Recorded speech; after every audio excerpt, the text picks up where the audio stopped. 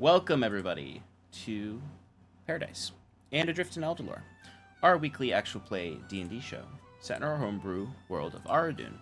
Our music is licensed through Musicbed.com, occasionally use Syrinscape and TabletopAudio for Ambience, and we distribute it amongst ourselves via the useful tool of Bardly.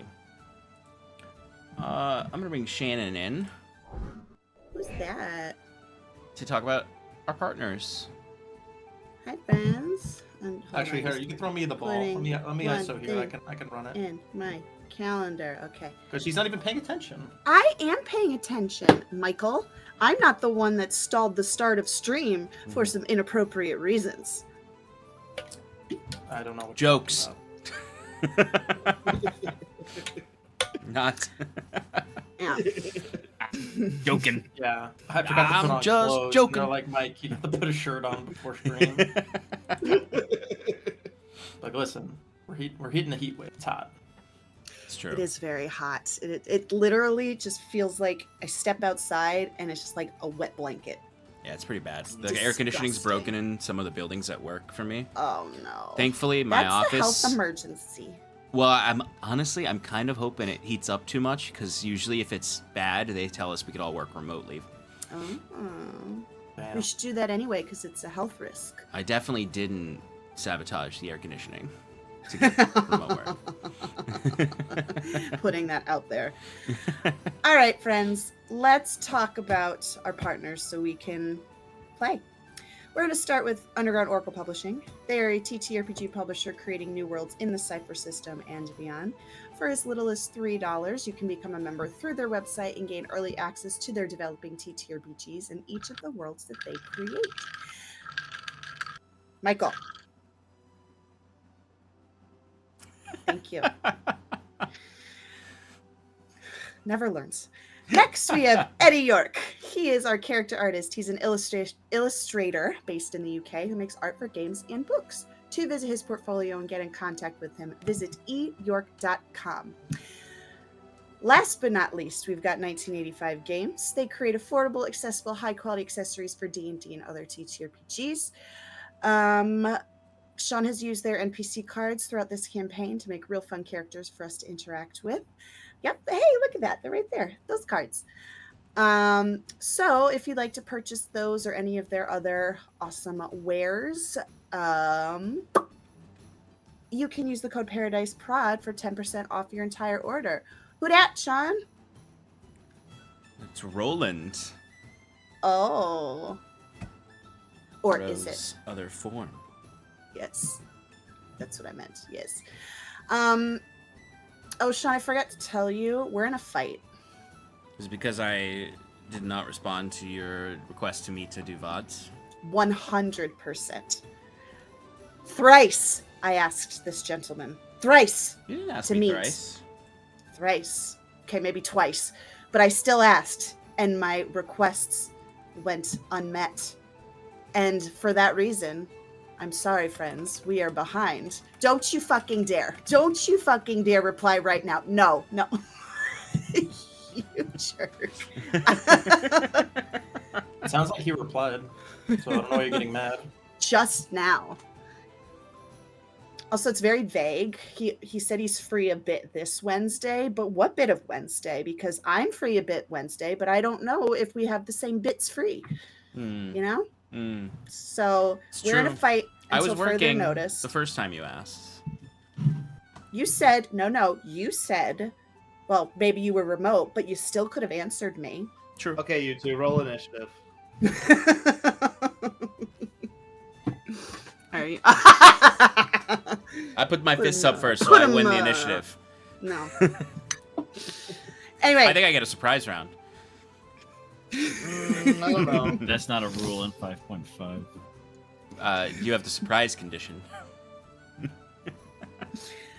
I think I win because I've continuously, this has been a recurring argument. I have been continuously snubbed Well, to get Shannon, the content out for all of you lovely viewers. Shannon, Cassie, I go. will I say- apologize to you in particular. I will It is all say- Sean's fault.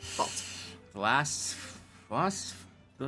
VODs that are in the library were uploaded on time. I still asked for assistance. I know.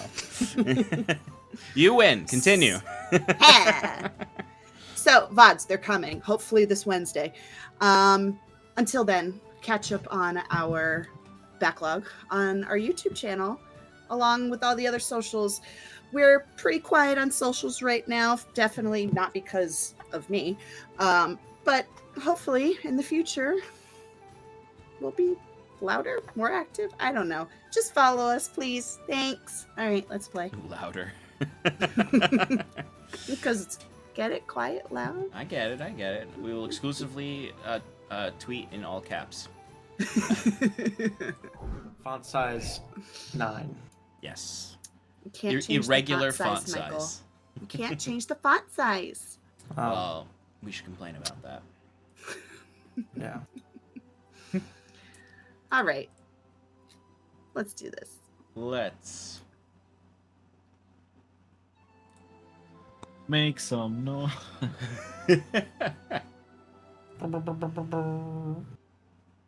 All right. All right.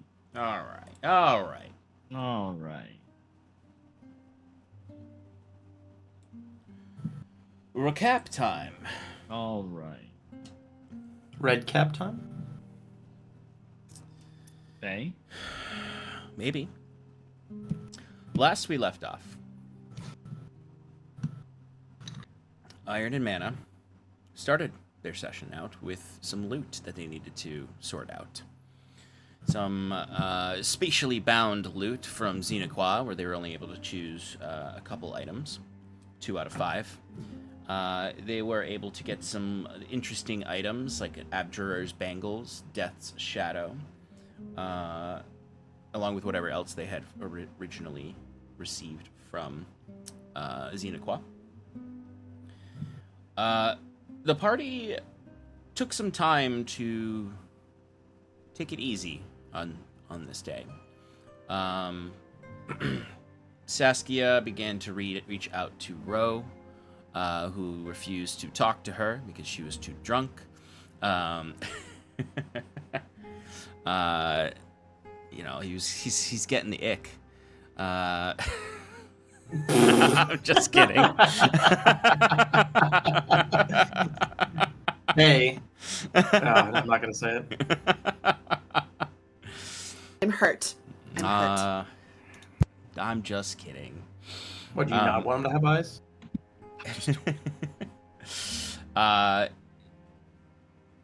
Jacquet begins to invest in upgrading his establishment and getting back to his barding and telling the tale of Iron and Mana. Fyrn hosts a party at the Gloveless Cat with the folks that you were all connected with in the city. Just mainly trying to get people together, check on, make sure people are alive after all the conflict. Septimus reaches out to Professor Firma from the Academy to meet to discuss his theories on the degradation of Alma in those who augment themselves with the mechanical parts of Machina. Saskia gets very drunk. Jacquet walks her back to her ship. They have a bit of a heart-to-heart to discuss the condition of the party, the nature of trust between them all.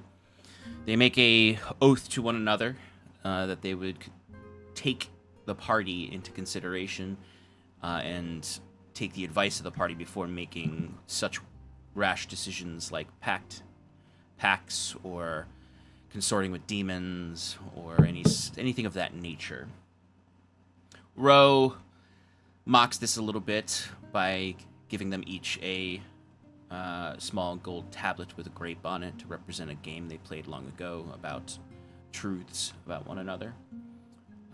Jacquet tries to throw it away. Ro pops it back in his pocket and curiously just says, "Lucky it's not the real thing," in reference to oath tablets that we've seen before in the campaign. It can result in crushed skulls when they're broken. The next morning, Saskia goes and walks about and notices that a ship from a far-off expedition has returned.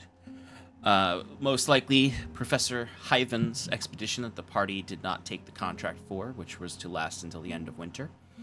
There seem to be gnome-sized creatures inside of these diving-looking suits, almost like hazmat suits, that are with the returning expedition. But Iron and Mana convenes at the Gloveless Cat just after the morning ritual.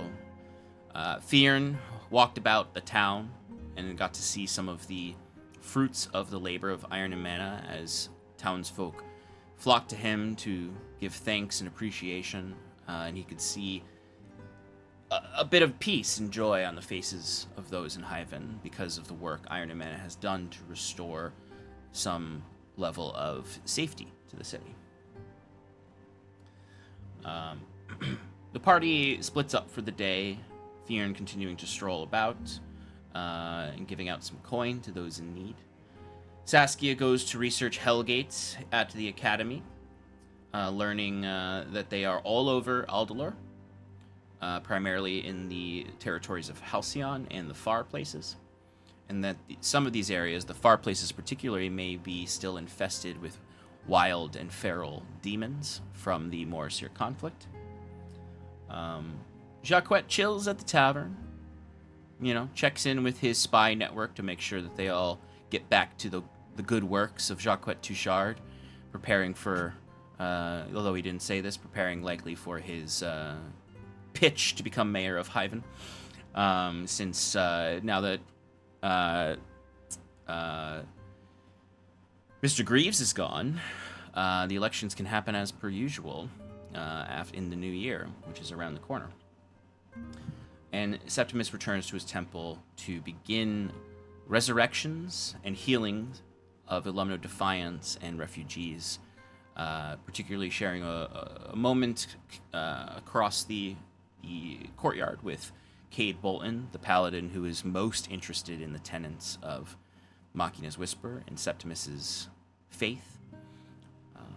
And that's where we left off, as the sun shines over the city of Hyven. Much more light coming to you all now that you are in the last week and a half of winter, meaning that the sun is basically almost completely exposed now, and we're back to a more regular day-night cycle. It will complete its arc across the gas giant Vera will complete its arc across the sun at the end of this month, beginning the spring months. So, Iron and Mana, you are filling this day with the tasks that I've already mentioned, continuing to research, read, walk about town, chill. Jacquet and I were going shopping and to the spa. That's correct.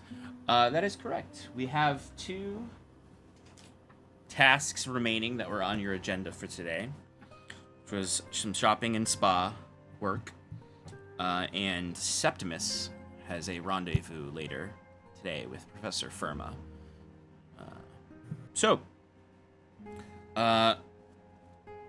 Saskia, you get back to the Gloveless Cat after your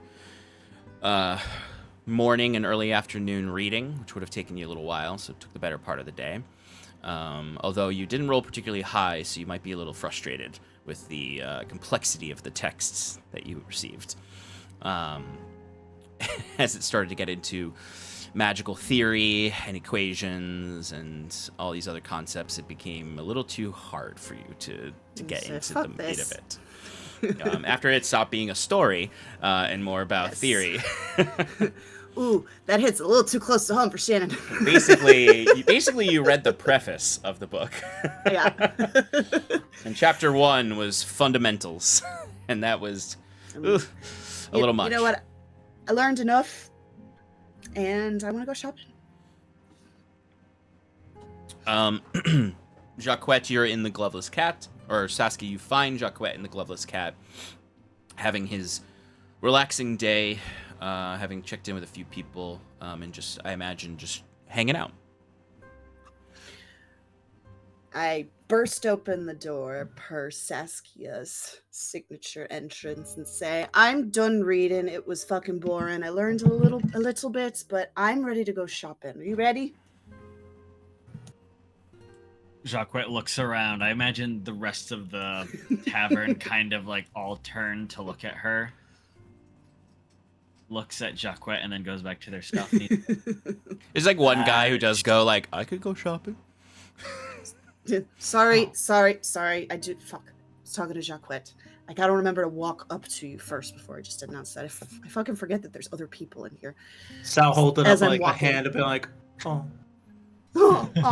I Sal. imagine when Sal is in like idle mode because he doesn't have anything to do, he just comes here, orders a drink to be a little bit regular. Doesn't drink it, of course, because he has. And no just like mouth. stares at it. Yeah. Oh, Sal. It's like our novelization of Revenge of the Sith when R2-D2's beeps are translated to, I don't know, Anakin doesn't talk to me anymore.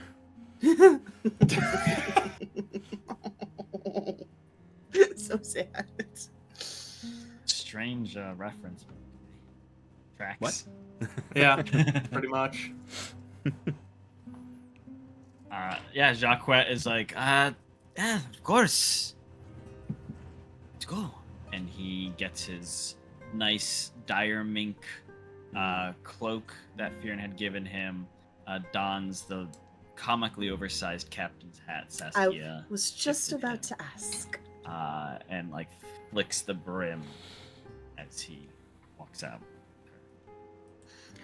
Yay. Where's your favorite place to go, Jacques? I want something. Actually, let me tell you first what I'm looking for. I want a new shirt, flowy as per usual, and there's a very specific type of pant that I'm looking for. When I put it on, it's going to look like it's a skirt, but it's not. It's pants. But it's also very swishy and flowy. Okay. I'm sure they'll have something in the Admiralty Court. Great. Off we go. So specifically, those two things and maybe a corset to match. A little underbust corset to match.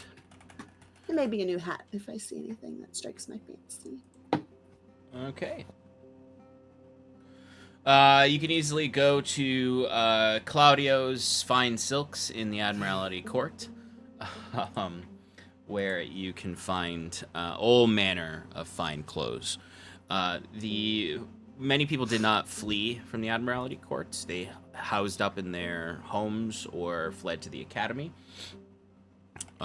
So there are people there. Generally, what you're looking for is something that you could easily find in Claudio's. When you go inside, it is a very tall and lanky, but extremely well-dressed Elysian elf, who does not sport the long hair and braids of traditional Elysian society. It's much more contemporary Elysian, who has somewhat separated themselves from the monoculture of Elysia, and is extremely excited to have people who appreciate fine things, because he is a purveyor, clearly, of, like, not just finery, but, like, alternative and experimental fashion. So, like, at first he does absolutely try to get you to buy, like, some truly ridiculous clothes. Like, things that are of garish colors, that are in, like, massive like, a lot of pattern work. Like, it's maximalist in nature. To the point where it might be too experimental for even Jacquet's high-class sort of background. Where there's just not exactly the cohesiveness you might be looking for. Sass perhaps might like it, because it's the most colorful clothes you've ever seen. But each item that you are seeking will cost you 15 silver apiece. Okay. For the baseline item. He will try to upsell you to things that are higher in price, more in the 50 silver or 100 silver territory, that are of his own design, as opposed to the standard wear. But Does he? Are there like a fancy like corsets maybe? Oh, there's Or plenty of corsets there. yeah. Oh yeah. Cool. I'll buy a more expensive corset and like I'll get like a stormy gray like pant skirt thing and like a light gray flowy shirt and then a really colorful corset. As he's fitting you for all of this, you see his associate comes out, who is an old gnomish woman, probably in her 90s, who is probably wearing more than her weight in jewelry. And she's trying to upsell you even further on jewelry additions to the outfit that you're purchasing. So, like a fine gold chain belt with several bangles hanging, different gems and chains hanging from it, complex bracelet that like connects to a ring on your finger, necklaces, earrings, all sorts of things. And also at the same time continues to speak about her romance novel that she's working on. Ooh, definitely interested to hear all about that. She will successfully upsell me on the belt because I'm thinking about that fucker who talked over me that had alarm bells all over his outfit, and I want to make noise when I walk too. So Okay. I will take that, and I love to Shannon loves a bracelet that goes to a ring, so I'll take one of those as well. Okay, that'll add 200 silver to your bill. Great. So, fuck, I've got 50, 75, 90, 290? Does that sound right? 280. 50? 280. Because the first two you said you're getting the baseline 15 silver one. Mm-hmm. 50. Oh, yeah. Got it. You have successfully gained +1 fashion, but that will give you no benefit to anything else. It's fine. I feel pretty. Unless someone recognizes a original Agnes belt.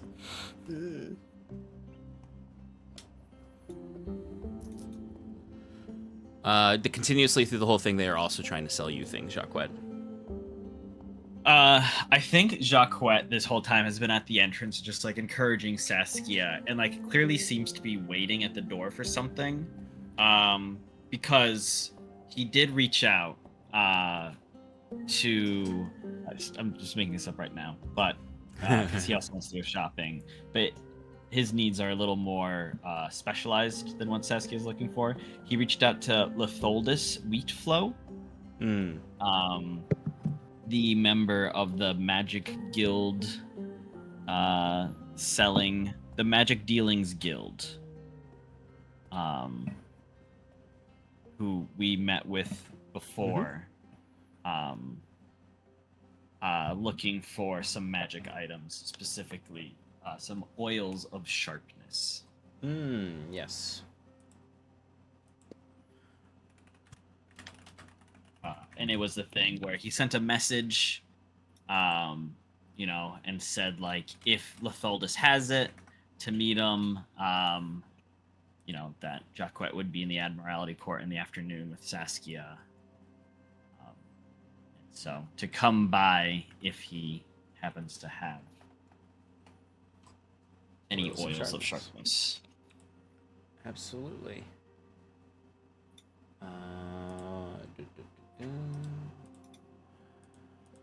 I think it would be fair enough that you would, at some point during this, while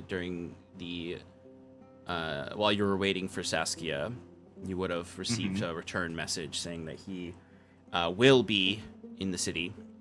That you could meet him just outside of the academy shortly after this.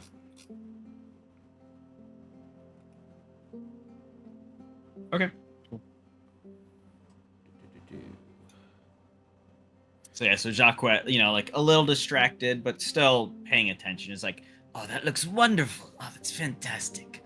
Really transcending, I think. It's not stuffy as the things that most folks wear in the Admiralty Court, but it'll really, connect you. And I'm sure in a fight, those breezy pants will do wonders. Well, that's what I was thinking. I was thinking for fighting and for dancing.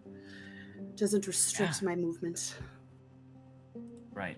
You might want to factor in the leather armor under all that, or the half plate. What is it? whatever It's you half wear. plate. You're half plate into all that, just to complete the outfit. I wanted to not wear the armor because first of all, it needs to be cleaned. Second of all, I've just been wearing it for fucking ever. I haven't taken it off in a long time, and I just want to feel unrestricted, you know. Of course, that's fair. Jacques, is there also, I'm just gonna fully lean into it. Is there, or do you have it at your place? Is there a hair salon? Is there a hair salon at the Gloveless Cat? I don't know. Jacques fancy.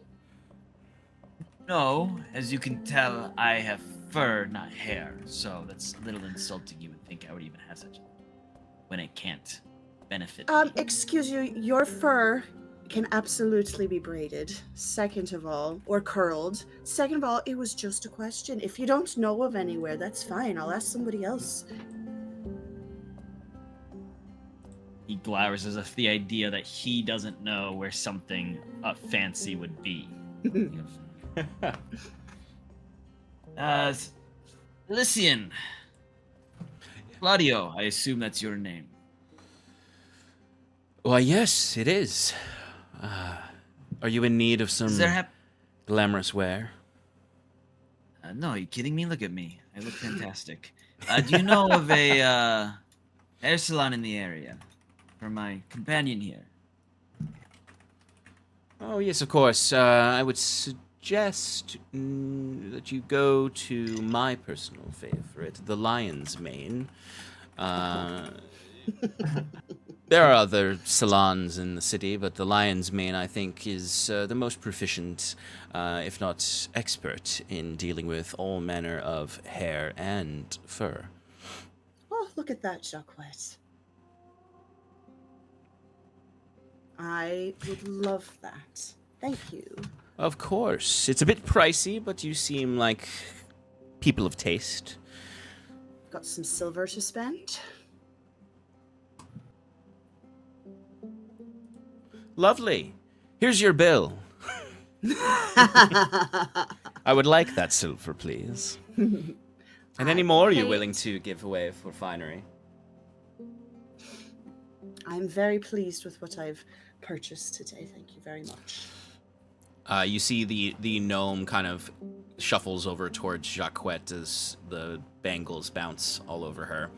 She's like, "You do seem like a finely dressed gentleman, but I can't help but notice that your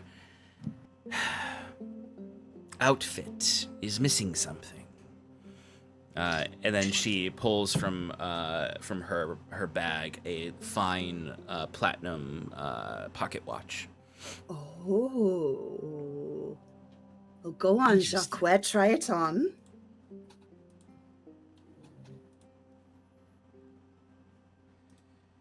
I mean, as we're always faced with chaos, maybe a little order and timekeeping would do us handy.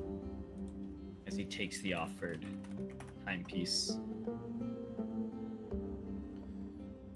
Okay. Looks very, very nice on you.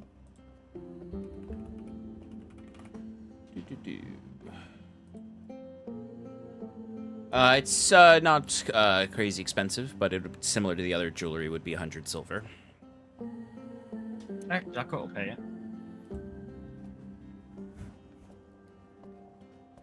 All right. And you can make your way to the Lion's Mane. I would like to go to the spa first so that my hair doesn't get messed up by a massage or whatever's going to happen. So, spa first, then I want to get my hair done.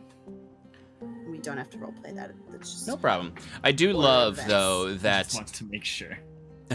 I do love that the fantasy name generator website does have fantasy spa name generator. Does it?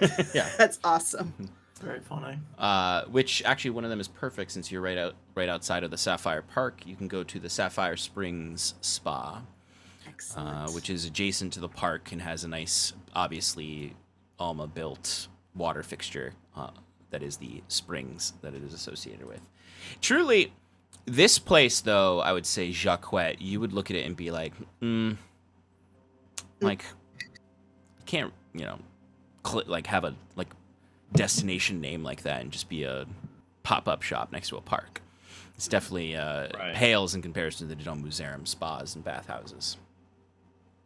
Of course. How is there going to be a spa on top of, or a natural spring on top of a basalt outcrop? Right? That makes no sense. Exactly. That's why. Exactly. And they've clearly not employed the use of contemporary magic to generate anything, so it is a little cheap looking to you. But to you, Saskia, it's really exciting. And it's not cheap in terms of like it's not like you're going into the bathtubs of the Harlequin and Chalice. It is nicer than that. But yes, you can get pampered, freshened up. It'll cost you 50 silver for an hour in the spa. Done. So Jacquet tries to he's gonna try to get it for free, saying that but we're Iron and Mana, I'm Jacquet Touchard, or you may know me Jackie Touche. Let me try out your fine establishment. Slowly lower my point purse and let him work his magic. Let us try out your fine establishment, and if we find it to our satisfaction, we will spread the good word of the Emerald Springs Spa. Sapphire Springs. Sapphire Springs Spa. Luckily, despite that saying their name wrong, your Silver Tongue, of course, you're not going to need to roll for this one, will get you guys free entry into the spa for the hour. They definitely zhuzh up the treatment because they're like, this is a big influencer in Hyven. We really need the exposure. I just realized there is a bathhouse in Fyrn's fortress, but it's probably not spa worthy, and Fyrn probably wouldn't let Jacquet. Riddled with black mold. Yeah, there's not anyone tending to that spa. Yeah, it's more of like a soldier sort of situation where people are just hanging out naked. Yeah, some vinegar sponges. But you both can come out feeling refreshed, clean. If you opted for it, you could also have received some fragrances to make yourself smell nice when you leave as well. And you can have opted in for a massage as well. Oh, 100%. I'm imagining like a hot rock massage thing, but the rocks are alive and they move on their own. I definitely, yes, I have decided right now that is a specialty. It is the one like part of the place that's probably like kind of impressive, is that they do seem to have a some kind of elementalist who works with the living hot rocks and where any of the non-fixture water is generated through. Amazing. And the massage. The massage is done by a rather strong, large Goliath. That's just it's like deep tissue massage, to the point where it might not be intentional. He just might be so big and strong that he thinks it's a normal massage. No, as deep as you can go, pal. But you feel pampered and perfumed as you head to the Lion's Mane to get your hair done. Washed, cut, styled. I want some flowy curls. I want maybe like a crown braid and the rest of it curled. I'm feeling myself today. I'm treating myself. Okay. The simple, regular salon prices are 10 silver pieces, but you can get the full treatment. Yeah. For 60 silver pieces. That includes... But my companion here, wouldn't you rather she act as an advertisement for your salon? The Lion's Mane already is well regarded within Hyven, but if a member of Iron and Mana is sporting a hairstyle that is yours truly, then Can you really put a price on that? They Mutter out of will. the side of my mouth. Jacquet, I have the silver to spend. It's fucking fine. Let me. I know, but I get a kick out of this, all right? This is how he relaxes. They will give you the full treatment for the cost of a regular cut. Amazing. So that's, you said 10? It's 10. And it comes with a nice coffee or tea during your stay. Tea for sure. Amazing. What other freebies can Jacquet get you today? I mean, you want to I take? could have You gotten want the clothes at a discount, but to he take me for dinner, respects and Jacquet? listens. Let's see what you can get me for free for dinner. Yeah, I know a place. All dressed up and know where to go. Let's go. First, let's stop by the academy. I'm supposed to be meeting, you remember whatever his name was that I just said. Something about Oh, the leaf. Litholdus. Wheat flow. Litholdus. You Wheat remember flow. Litholdus? Wheat throw. Flow. Go. Aye. What you meeting them for? I just, want to make sure I'm prepared. All right. Well, if you'll excuse me, I just need to drop off other purchases I may have made. Shannon's food scene. I'll be right back. Okay. A very important thing.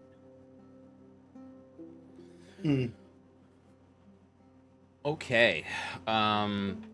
So you can see Litholdus has arranged to meet you in the Sapphire Park, where you can see him seated at one of the benches in there.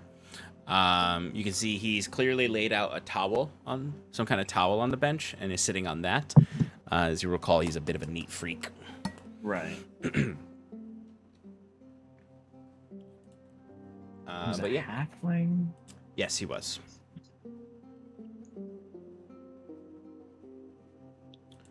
But he would spot you from afar and hail you over. Where you can see he has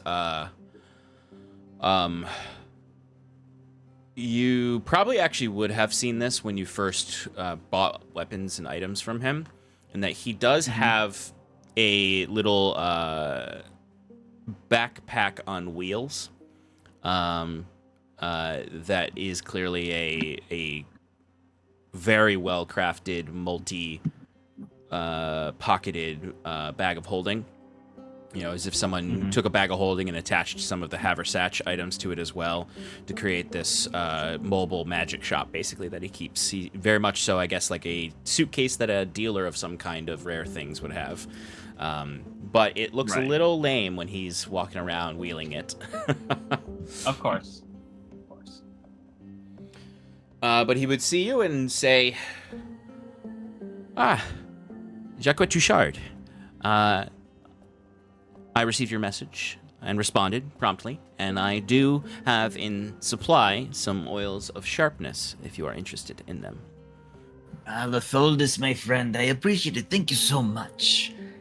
Yes, I think if the price is right, I would be in the market for 3 such oils.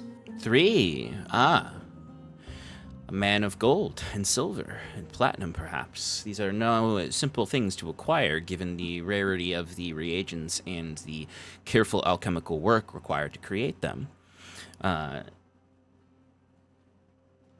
3 such things, typically on the market, would be going for quite a load of silver.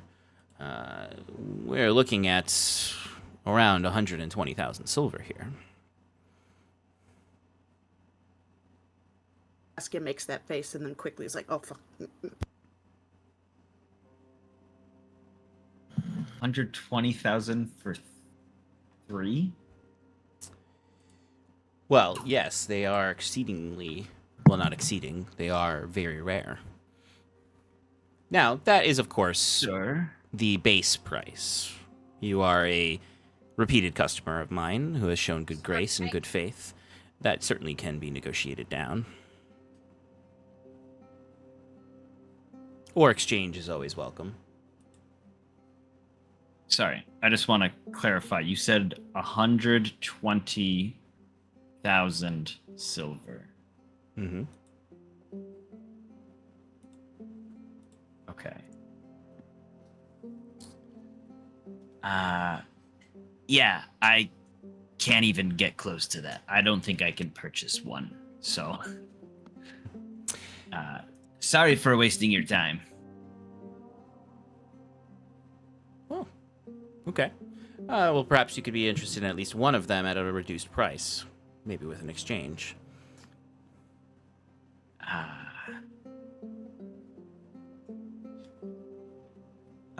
Jacques will take out the wand of lightning bolts and twirls it around. And he goes, I don't think this is as rare as one of your oils, but maybe this and a additional 3,000 silver. And wait. I rummage through my bag, pull out a couple of seashells and trinkets and shit, and then finally I pull out my own wand of lightning bolts and my pearl of power. You could these as well to sweeten the deal. Let me see.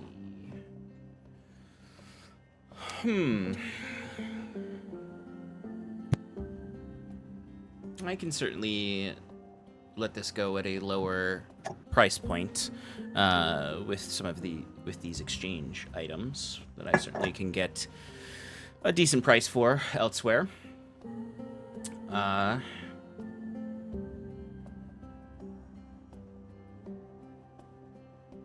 let's say if you were to...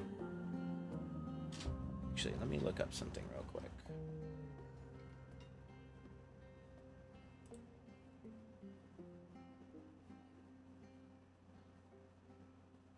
So I'm looking at the just- wrong thing.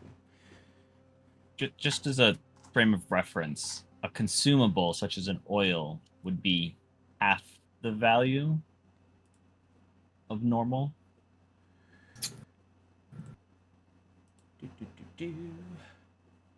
That is what I was just looking up. Okay.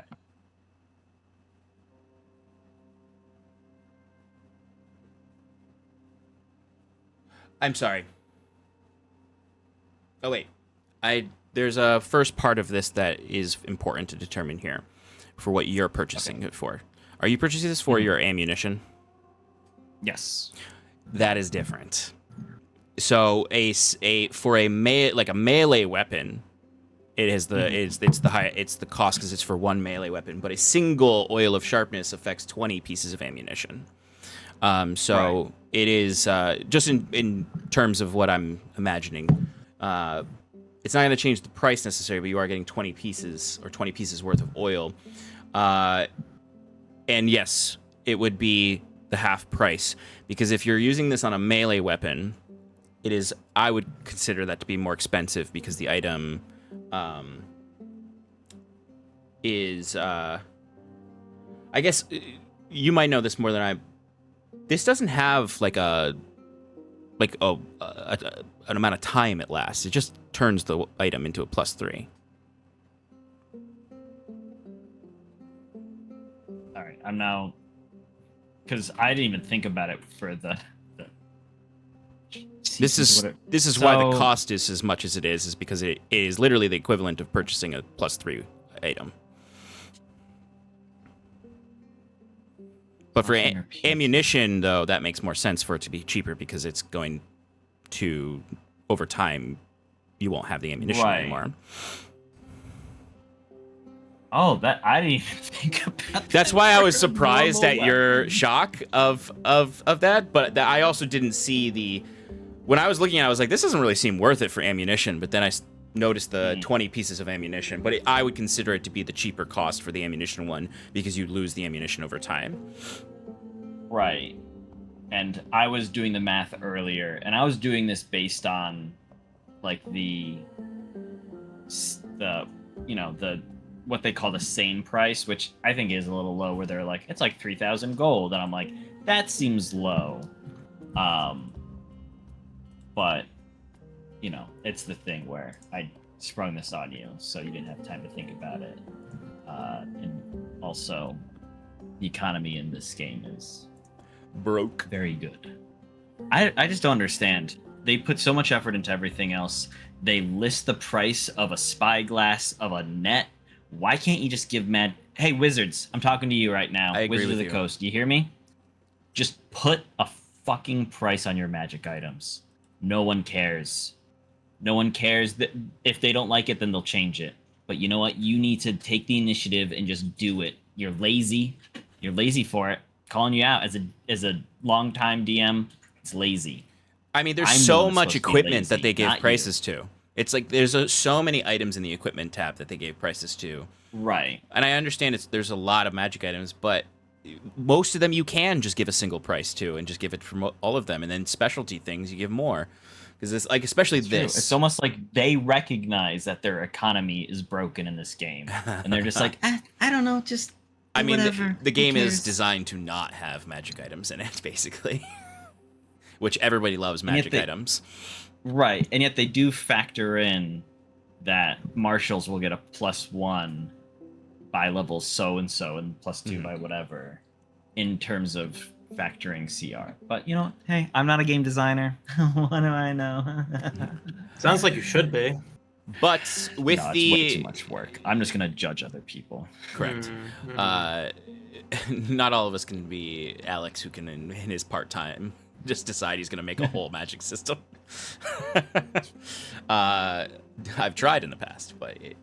Anyway, with that in mind, the exchange is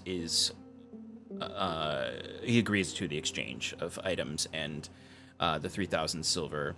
It would only cost, I'm gonna say it would only cost 20,000 per unit of oil instead of the 40,000 and that's like the standard price. He would obviously was gonna go down a little bit from that because you have a relationship with him. And I rolled on the table for where was it? Oh wait, no, that was a different thing. That was for if you were selling a magic item, not buying one. So and he doesn't need Sass's stuff. He'll take just your stuff. Okay.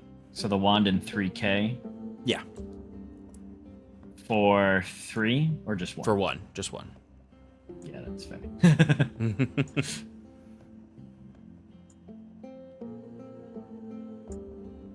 Fantastic. You see Jacques holds up the oil and he goes, Lefoldus, my friend. This oil will go to help saving Hyven. So, maybe throw in an extra one to ensure that you don't die in the weeks to come. Oh, I operate out of many places in the world. I don't need to operate out of Hyven. Okay, but what if the whole world becomes consumed by... It's not good a didact- business for guild members to take into consideration the politics of those who purchase from us. Some say that everything is political and that there's no escaping it, so why bother hiding behind words like that? As he tucks the oil into his jacket pocket. But he goes, but I will respect your wishes. Lethaldus, I appreciate you again.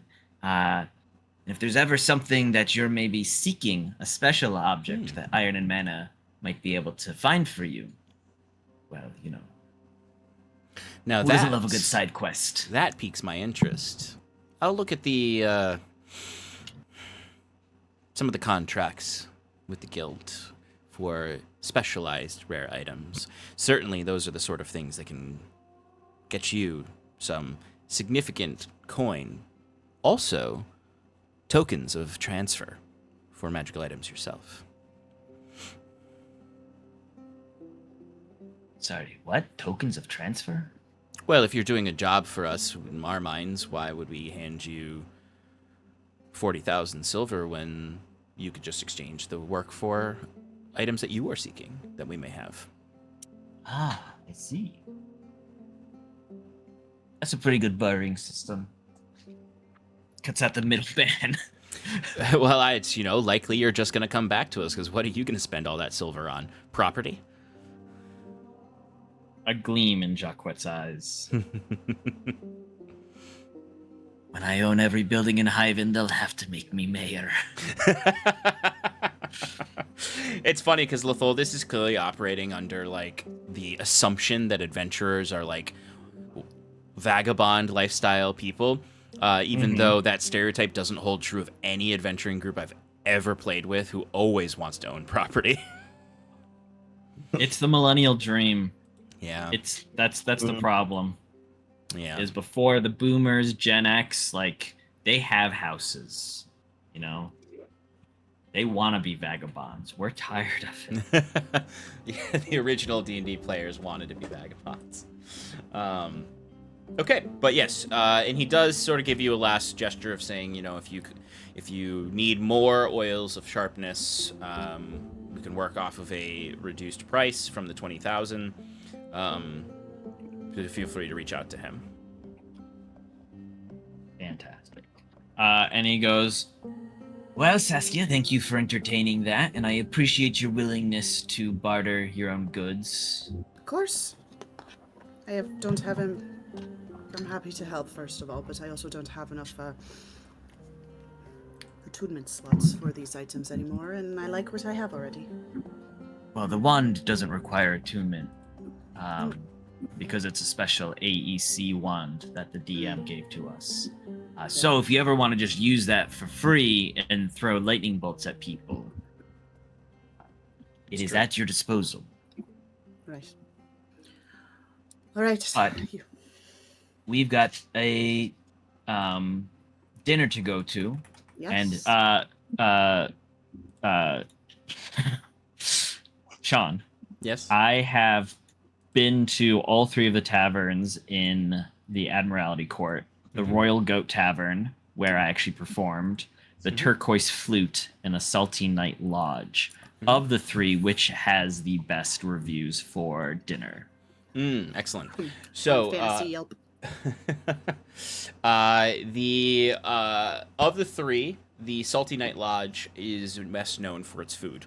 The Turquoise Flute is best known for its performances, and the Royal Goat is sort of a middle ground between the two, where you can hear good music and get decent food. Maybe it's a little cheaper than the other two. All right, so Jacquet will take Sass to the Salty Night. Excellent. What a guy.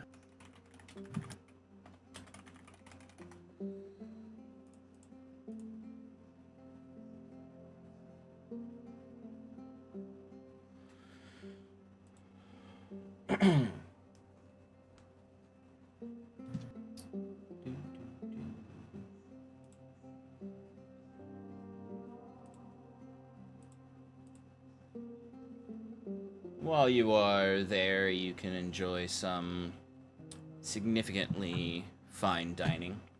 A nice,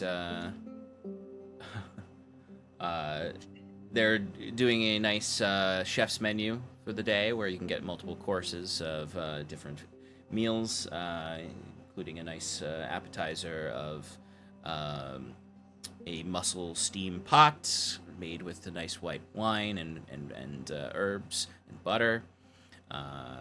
You seem like you have a specific question. Yeah, so I was going to say, when Sass brought up that she wanted to do dinner, I think Jacquet would have... I can imagine that there's just his network around, and so he just holds up a hand with a signal or something, and one of his agents just comes by, clandestine, stands behind him, and Jacquet's like, send for Septimus and Fyrn, tell them to meet us at the Salty Night for dinner. Jacquet's treat. So I'd say this is a moment the party can come back together before doing anything else they want to do for the night. When you get to the tavern. It is a very welcoming tavern. It is the most like warm in its aesthetic compared to like the turquoise flute is really ritzy. Like you're gonna, they would turn Fyrn away for not wearing nice enough clothes. But the Salty Night Tavern, they are sort of LARPing as a lower city tavern for the rich. To be like, oh, you can come to the tavern, tavern style. It's not a tavern, it's tavern style, to enjoy this place. But the front has this beautiful, lovely stone wraparound porch where there's some outdoor seating with some small fire pits around. The inside is got this beautiful dark stained wood. There is a very nice, well-organized, clean stable there with... it seems that when you look at it, though, you're like, I don't think anyone actually stables anything here. I think they have there's like a show horse there and a man hired to look like a stabler who is just brushing the horse's hair while some ritzy people are just sort of like, look at the horse, honey. Can he dance? And then the horse does a little dance. But it is, the second you walk in, though, it is mouth-watering, the smells of the food in there. This is truly fine dining, the finest dining in the city. Ornate hanging lanterns illuminate the room, standing behind, there's a tavern keeper standing behind a gilded stone bar, who looks very well made up, wearing a suit. And there are several high-top tables in there. It has a very, very nice feeling to it. There's a beautiful, beautiful hearth that has all manner of decorations above it that all seem to be elevated versions of what you might find in a tavern. Instead of a deer's head or an elk's head in the wall, it has what is clearly a young adult dragon head on the wall. And does seem like they have rooms upstairs, but it does seem to primarily serve as a high-end tavern-style restaurant where you all can gather, enjoy some lovely appetizers, a lovely salad course, a main meal, and a lovely dessert at the end. But you are all back together. For Fyrn and Septimus, you can see that Jacquet looks much the same, although maybe a little bit more groomed and smelling of fine fragrances with a nice fancy pocket watch that he now displays. Saskia looks like a completely different person. The dirt is out from under her fingernails. Her hair is done. She's wearing new clothes. This is not the Saskia you met who was stealing food off of other people's tables at taverns in the beginning of this adventure.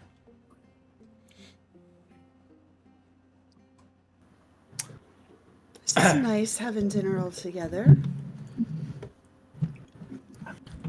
And y'all would also see Fyrn is just wearing plain clothes, which is probably the first time you've seen him in plain clothes in months. Probably ever. Since he got his armor, basically.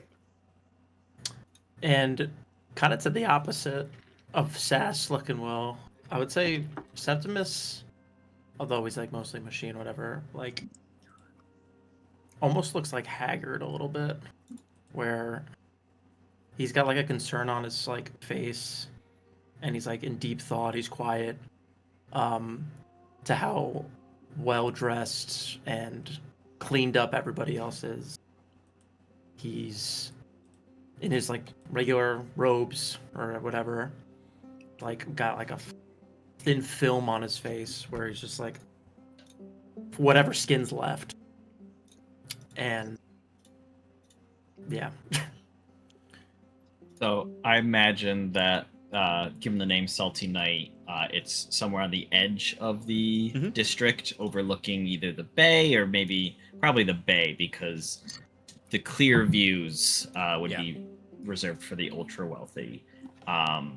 And there, you mentioned the porch, so I imagine Jacques might have paid extra, knowing that Septimus specifically was coming, but also a little Fyrn and Saskia, so that we have a more private space, mostly because of the cinders of fate that surround Septimus at all times, Yes. and maybe off-putting to the other guests.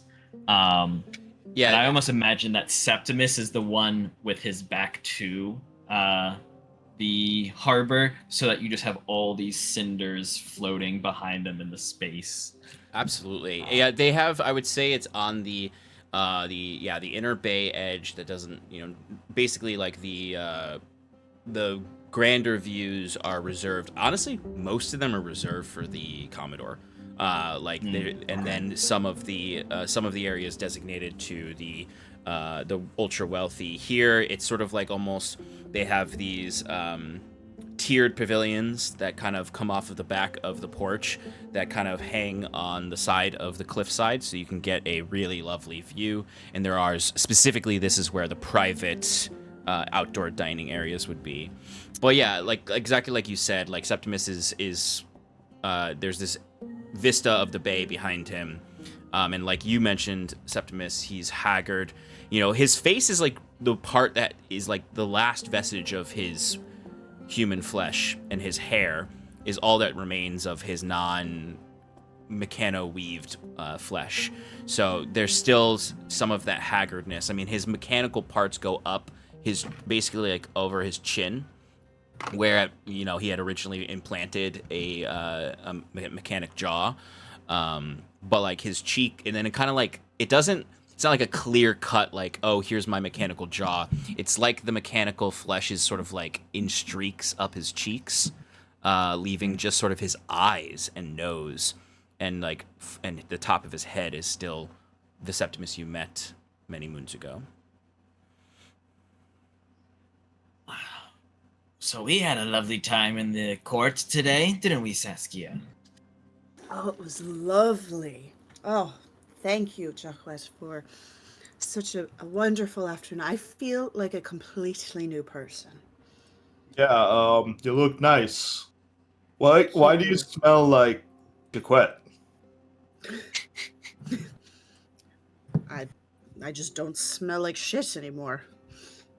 Well, we also received the same perfume at the That too. salon. That's true. Yes. Weird. But I don't mean to pry, but Septimus, how have you been feeling?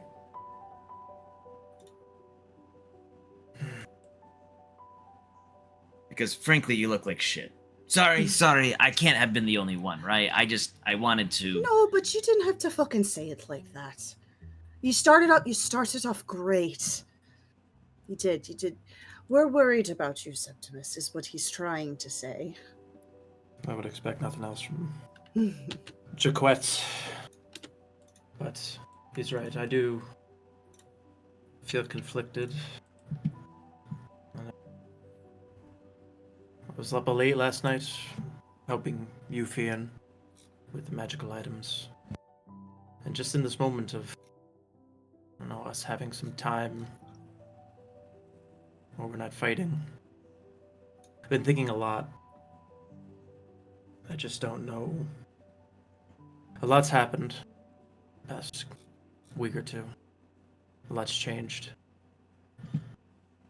It's made me stop to realize how much I've changed.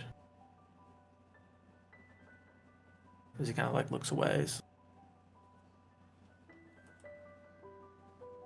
I'm finding it hard to discern what's me anymore. Isn't this what you wanted, though, Septimus?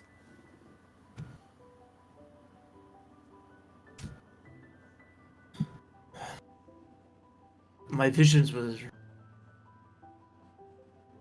acquiring knowledge and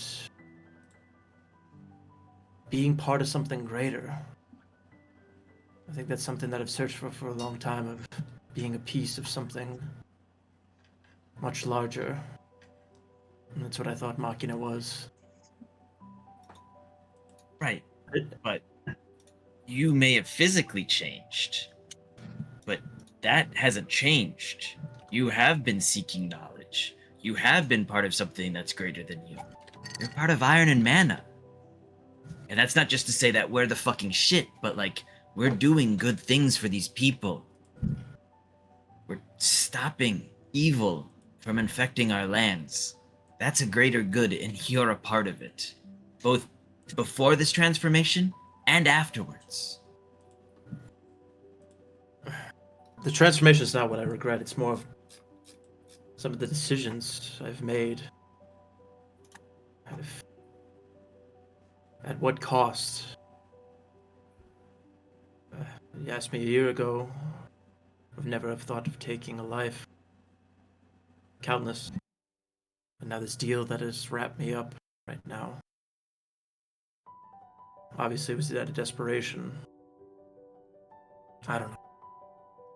I sympathize with that, Septimus. I never thought I'd take a life either.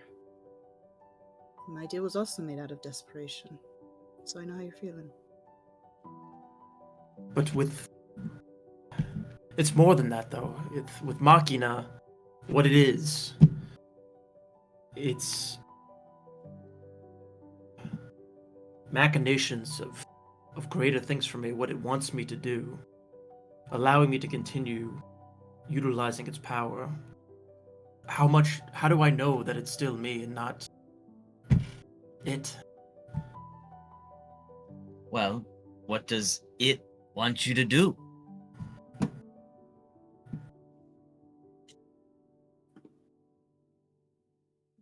I haven't figured that out completely yet. Fyrn looks to Septimus and he says, "The path we travel is a dark one. We kill to bring peace to others. It will be... It's difficult for all of us to walk this path, but it must be done. A long time ago, I spoke to you and said, if you were ever lost to Machina or whatever spirit you wish to worship, that I would be there to keep you and stop you if you were to do something that was not on our path.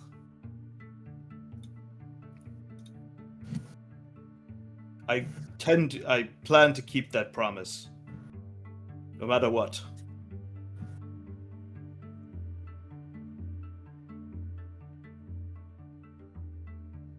I appreciate that. But Is there something you're worried about? Should we be more careful about dealing with other machines? You recently, took over an entire battleship that must have been taxing. It's probably a strange feeling I couldn't even imagine. Perhaps you should stay away from the Machina for a while and see what people are like again. Maybe go back to your farm for a day or two. Septimus, there are in this moment as you guys are talking to Septimus, Septimus, you go to reach for whatever glass of water is there for you, and you just sort of notice your hand has a slight tremor to it. And as Fyrn mentions farm, these images flash in your mind of the decimated remains of those whose life was used to bring you back. no. May not be the same as what it once was, but we've No. always...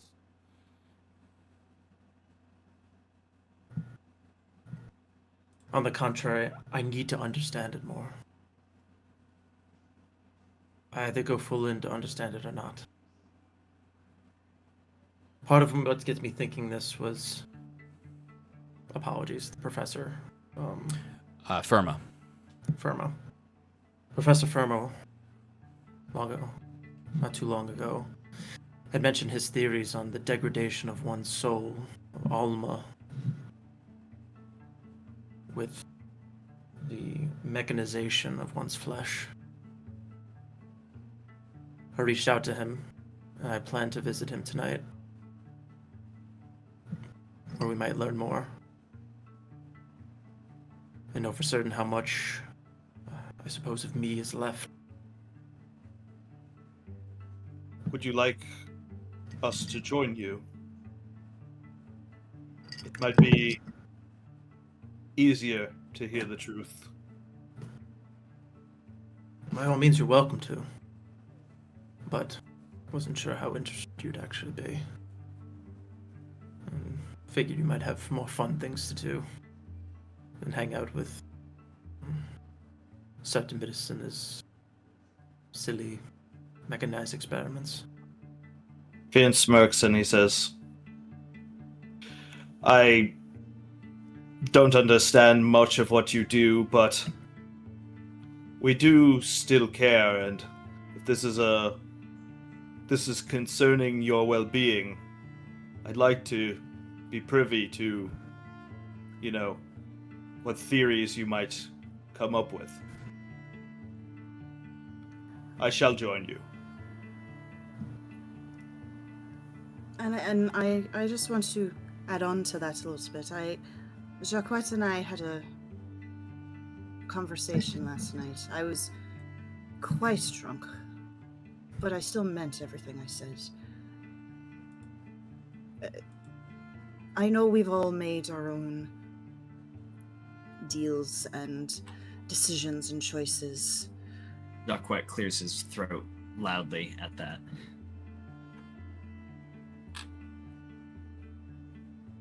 We have.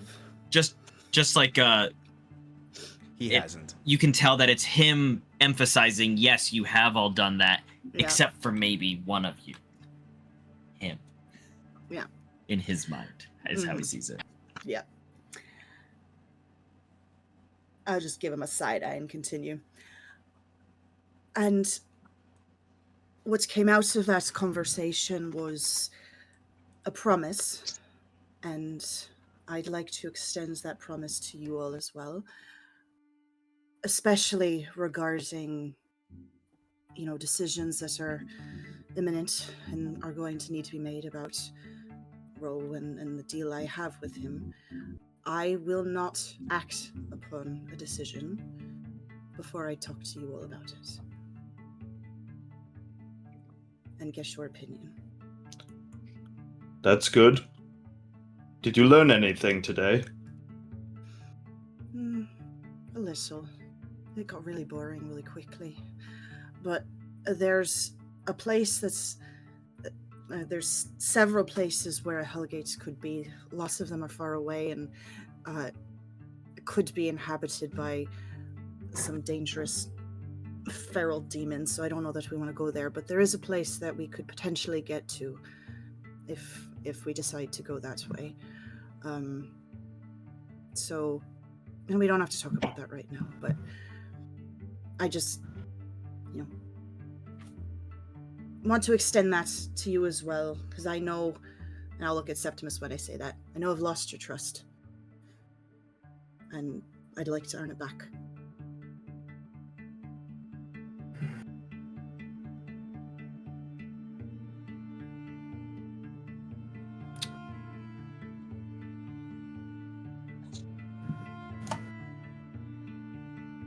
It's nothing to earn, Sess.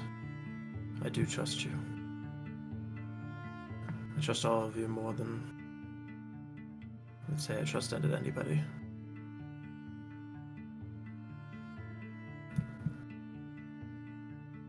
But sorry to bring this heaviness. This is such a delighted meal. It is, it's delicious. We like to hear it, at least I do. You shouldn't keep stuff like that inside. It gets heavier and heavier the more you carry it. We'll work better as a party if we understand each other more. And I think it's been too long since we've had an evening to ourselves in quiet conversation. Regardless of the mood and the topic, it's good to know what you're feeling. Oh, I hate that I just said that. Can I get more wine, please? Swiftly, as if as from nowhere, a person arrives with wine to give to you. And as he gets his cup filled, Jacquet goes, I may not be interested in the workings of Alma, souls, and all that, but it would be good to know what's going on. Only to be knowledgeable in the coming conflicts ahead. And because technically I did do some of that at my university, so it'd be interesting to see if anything is relevant.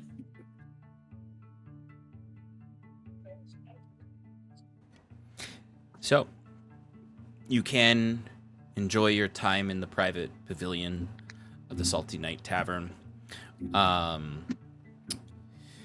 It is, of course, like you have said, the food is exquisite. And there it is. Each course after the next is delicious. Even those of you who might prefer heavy cuts of meat instead of a salad can find something lovely about the salad that comes before. So a lamb shank with a voidberry reduction. Oh yes, there is a yes, absolutely. But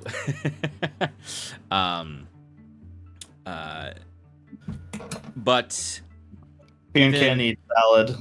It just freezes when he touches it. actually, that is true, Fyrn. When you go to touch your salad, literally all of the lettuce dies because of the curse on the Adaldagnir. He complains to the chef. Like, oh, we're so sorry. How could this have happened? And they take the salad back.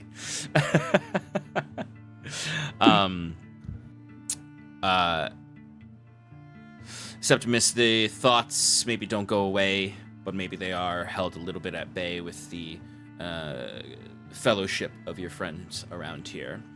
And even perhaps that fellowship itself is able to inspire a little bit more warmth in your cold body. Despite you still feeling the inclinations you have started to feel since your transformation of you need to resist a disgust for life in a lot of ways.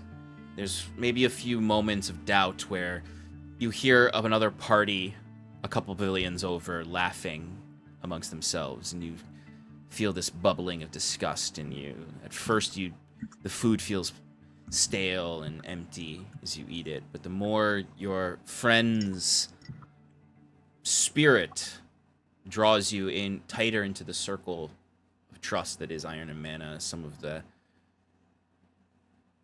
joys of these things can be felt, muted but felt in your heart. Hey, Jaquet. How, could you get some of your spy friends to look up some of those Zod people? You know, just to see what our competition looks like. I already have eyes on the Zon, but I can try to find out who they might have competing in the competition, in the fight. Speaking of, I know that you wanted to lead the fight with your men from the fort, and I think that's good, but, and maybe fighting isn't exactly all of our specialties, but wouldn't it be interesting?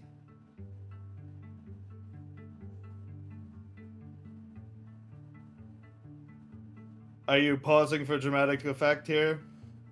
Well, I was hoping that you would make the connection about what I was going to say. What, you want Umadori to get involved or something? What? No. You... What's his name? I swear, you Captain intentionally see where I'm going with something and decide to go... You're fucking with me, aren't you?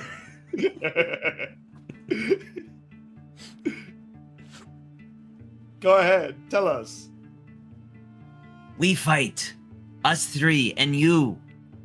You lead, so you go against Ionico. And then he has 3 others. Boom, boom, boom. Jacquet is pointing to the 3 other party members. Fyrn scratches his beard and says, or he doesn't even have a beard, but he scratches his face and says, that sounds kind of boring. What if I beat them all? Then you guys will just be sitting around. But wouldn't that happen if you had your own people? And my thought was that we're the 3 warm-ups, right? We each fight like a tiered system, right? So Saskia, me, Septimus against 3 of Ionicos, and then the big fight, obviously, is you and Ionico. We're the what's it called? The pre-show. I'm the headliner. We're the openers. Exactly. Yes, thank you, Saskia. That's a better phrase for it. I guess that's how it used to go back when I was in Fight Night. It's true. I don't know, it might be interesting. The 3 of us fight together against 3 of his, right? A 3v3, and then you are just a 1v1. And this way... read my mind. Jacques kind of looks over at Septimus, and he's like, if one of us maybe still looking at Septimus isn't quite up for a more physical confrontation, the other 2 of us can help.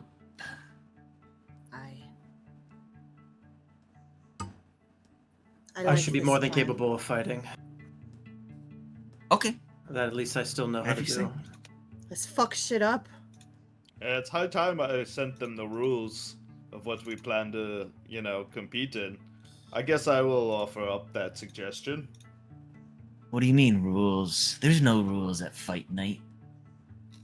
Well, it could be a very short list. It mostly is about who gets the rights to bet, the money exchanging and paying back debts and stuff like that. Apparently, running a business about fighting rings is actually pretty hard work. There was a moment earlier in the day where Fyrn started to read a book on business management. The taxes involved in liability insurance. Yeah. He's like, oh, no wonder the syndicate was an illegal organization, because just the liability insurance needed for a fighting ring. There's $1 million silver liability insurance that he needs. And he's like, where am I supposed to get $1 million silver? That's what banks are for, Fyrn. I mean, I wanted to do it on a rope bridge across the pit, but but apparently that was a bad idea. All of my fighters didn't want to do that, so. Okay, so over the warming jest of Fyrn fucking with Jacquet, and then this sort of renewed suggestion of you all participating in something together after this sort of promise to one another, and this sentiment shared by Septimus of his trust for you all, and this need to be open with one another. You finished this meal with perhaps some heavy things in your mind, but a heart that is full. And our stomachs full. And very full stomachs. You're quite glad that the fight's not happening right now, because you'd probably puked up that lamb shank.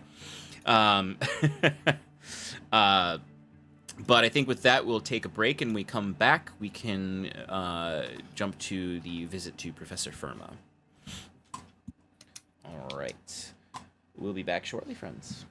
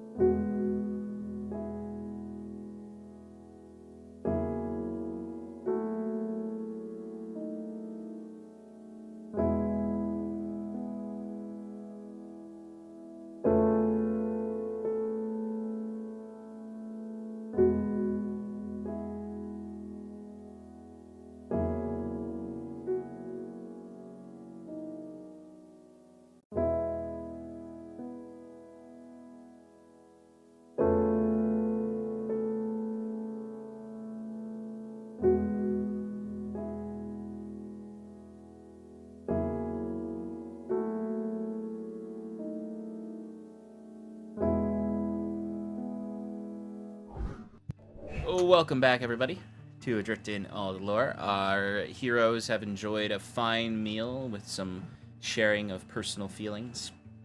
And now, in the post-meal evening, we'll be heading to the academy to meet with Professor Firma to inquire about his theories on the degradation of Alma spirits when augmented with the supernatural machine of Machina.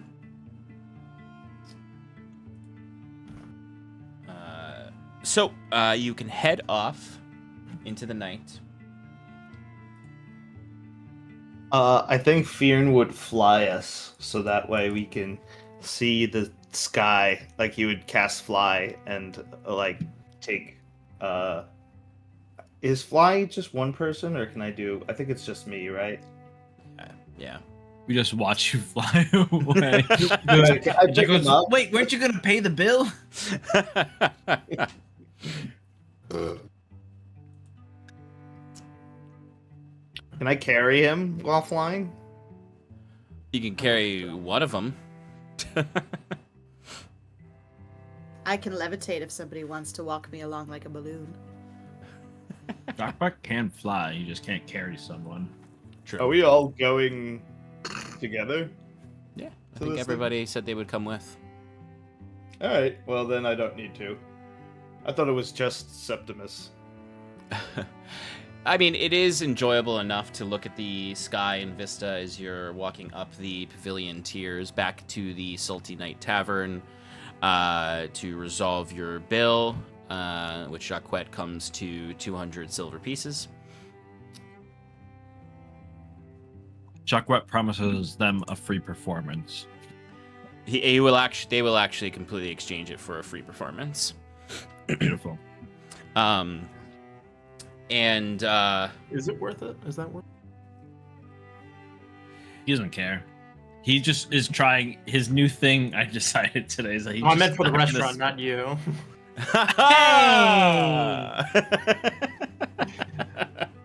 I do love this new influencer path of Jacquette. Yes, exactly. Which does feel like an organic career pathway for heroes in a fantasy world. Like, I could also imagine there's a bunch of like heroes who maybe had like a really good level 1 through 5 who never made it to level 6 and have to just completely become influencers after that. Or like heroes that got so popular and famous that they saved the world and stuff, and then decided, hey, why don't I just ride this out for the rest of my life, you know? Oh yeah. Timber lives in solitude exclusively off of the royalties of the Wayward Five.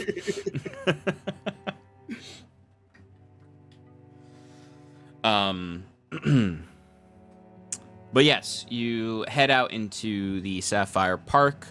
It has it's quite lovely because the weather is getting significantly warmer every single day.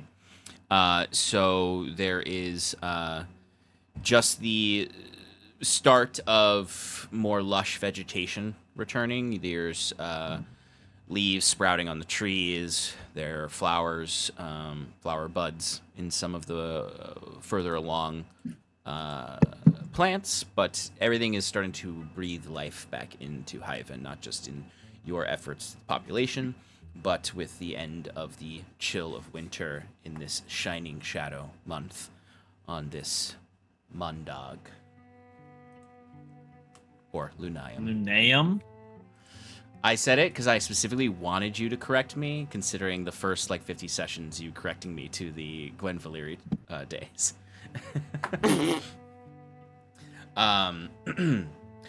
But anyway, easy enough these days, given your status and your relationship. You have the ability to just enter the academy campus.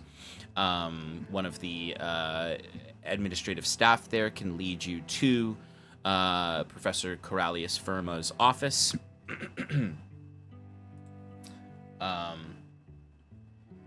He particularly works in the School of Naturalism within the college.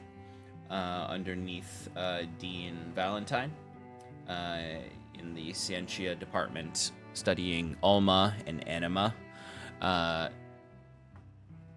me change up this music.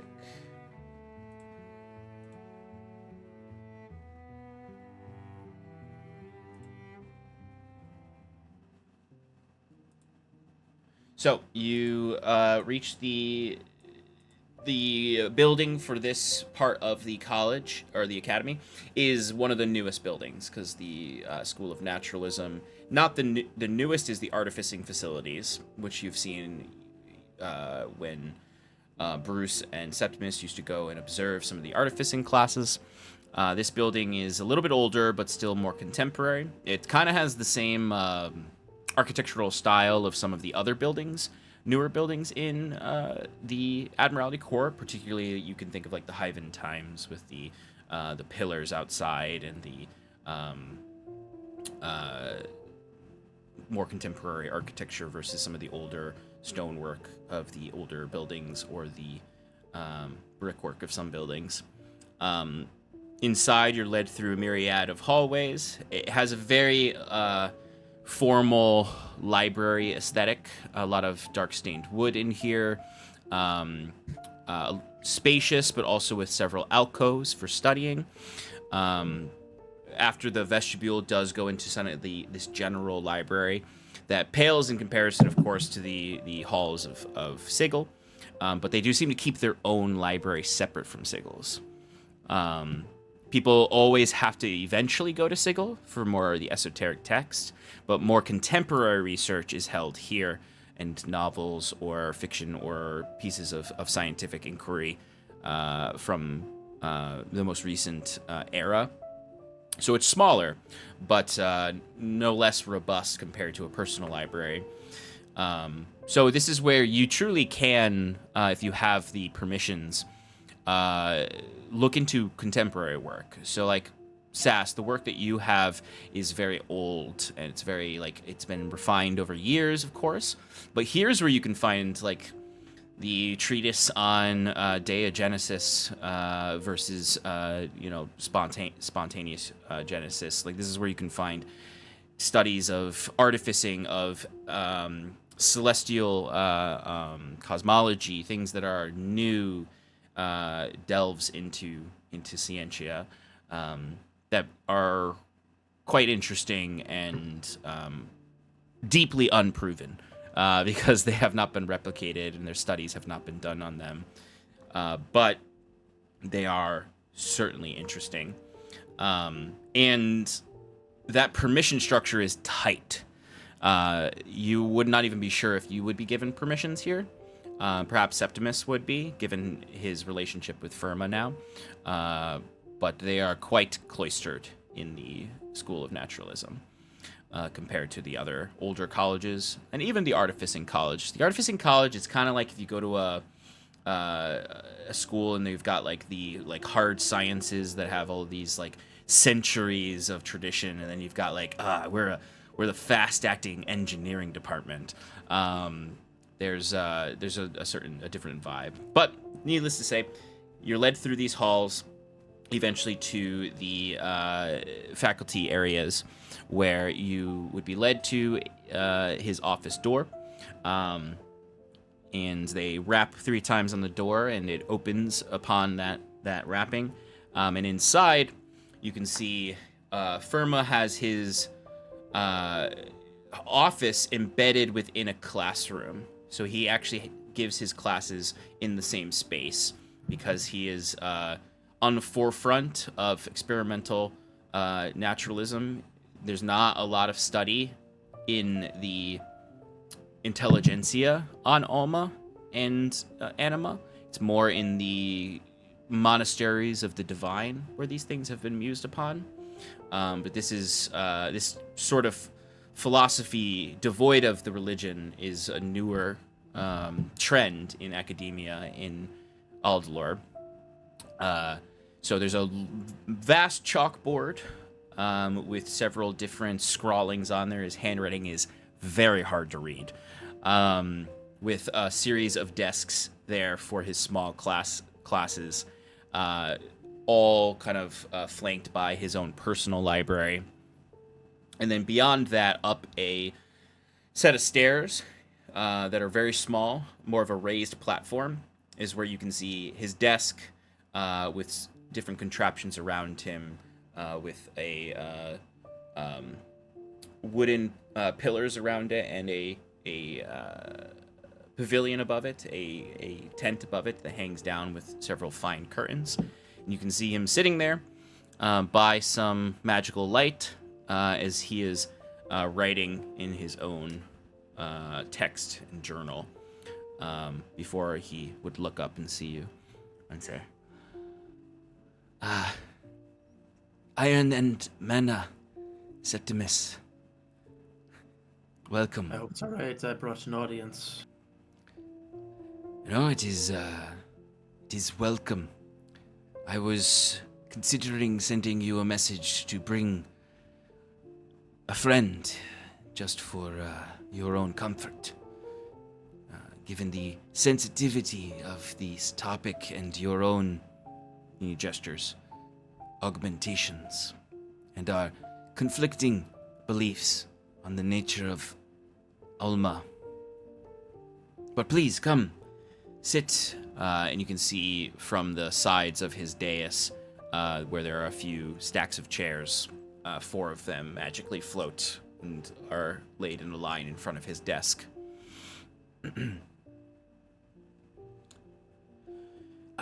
Refreshments, coffee, tea, something stronger.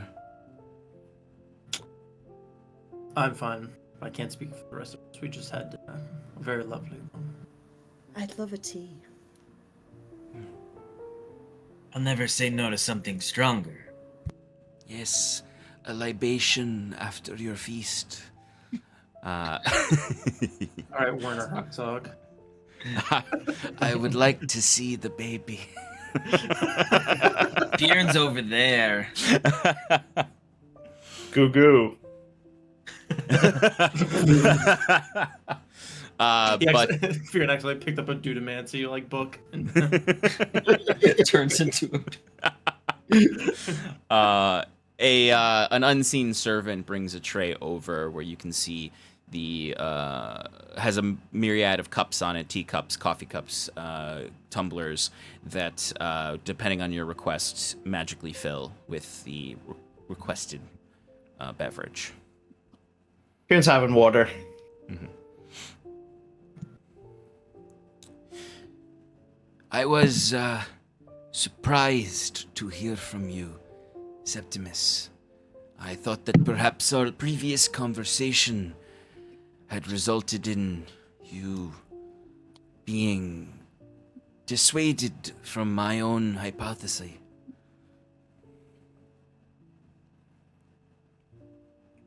some things have changed. And I'm more inclined to believe that your theories have more weight to them than what mine once were. So, explain to my friends. Machina is not what I thought it was. And to what extent my life has been wrapped around in that is...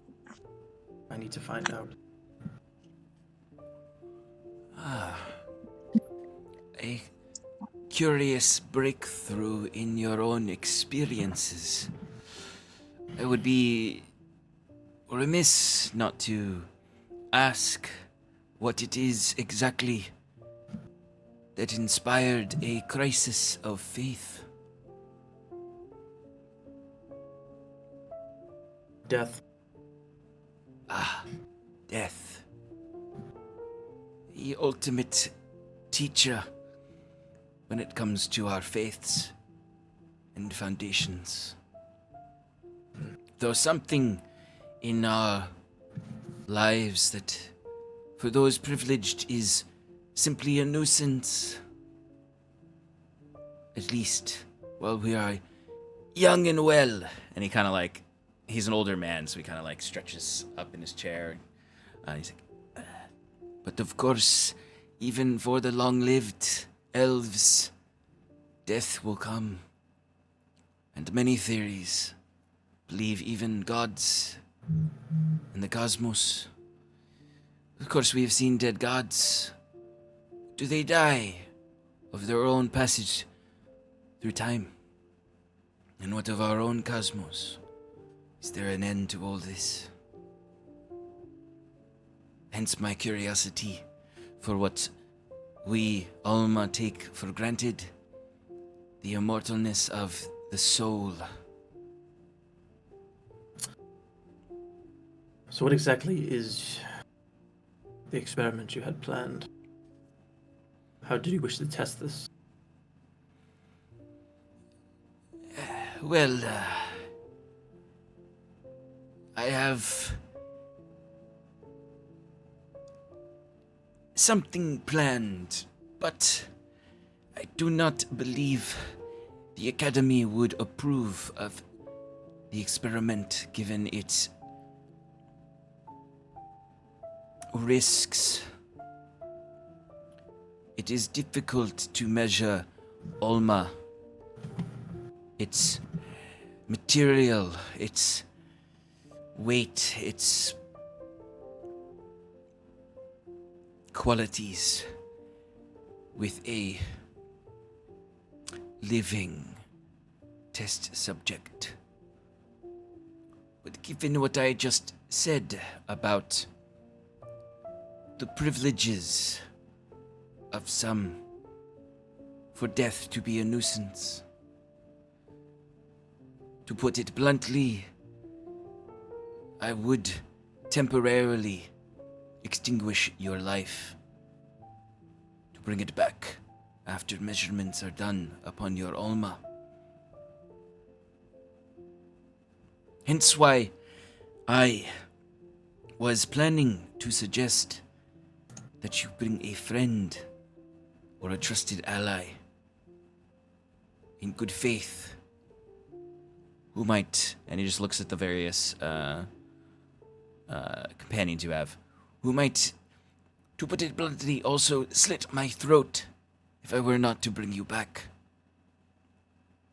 And he kind of laughs, this like very like quiet, like almost cough, just like as he thought that was a very funny joke.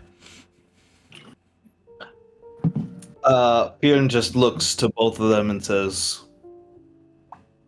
if you can measure how much Alma someone has, does it have to be Septimus? Could we possibly use some other machina?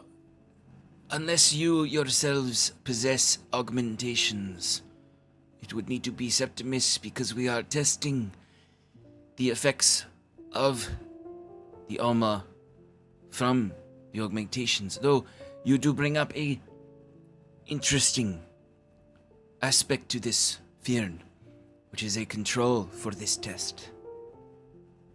Someone whose Alma is not degraded, but to find some unaffected Alma is nearly impossible. Perhaps the most righteous of paladins or clerics. But we all are potentially degrading our Alma with our life choices if the theories are to be believed about cosmological law and Alma, which I am not myself, and he has a grin on his face, a purveyor of such theories. I believe that much of what we believe to be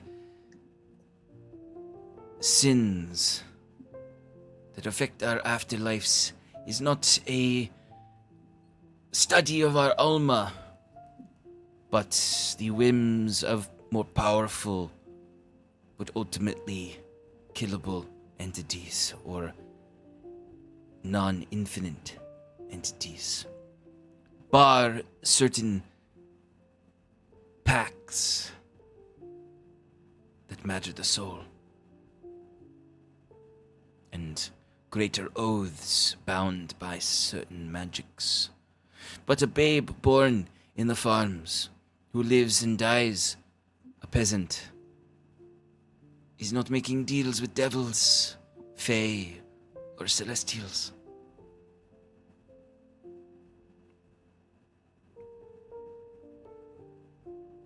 I do believe to study Septimus's soul, there will be indications of degradation.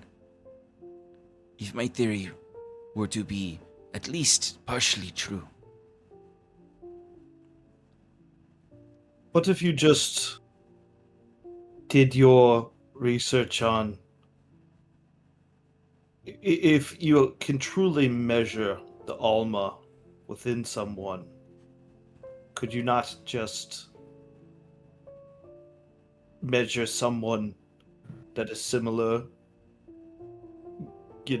genealogically to Septimus, that has no augmentations? And You mean compare- a family member? Perhaps. Septimus, do you have any living family members? Septimus kind of look away for a second. None that I have contact with. Perhaps a much more difficult task would be acquiring their Alma from wherever they were destined. But no, given the risk of this experiment, despite what you might think of the College of Naturalism, we do have certain bounds of ethics. I thought Cadmus was in charge of the Naturalism College. No. No, Dean Valentine. Aoife is the Dean of Naturalism. Cadmus, well, we all know who Cadmus truly was now. But he was simply a well-to-do professor, connected through his criminal networks and smuggling. If there was anybody who would scoff at the Academy's ethics, it would be Cadmus. And we all know why that is now.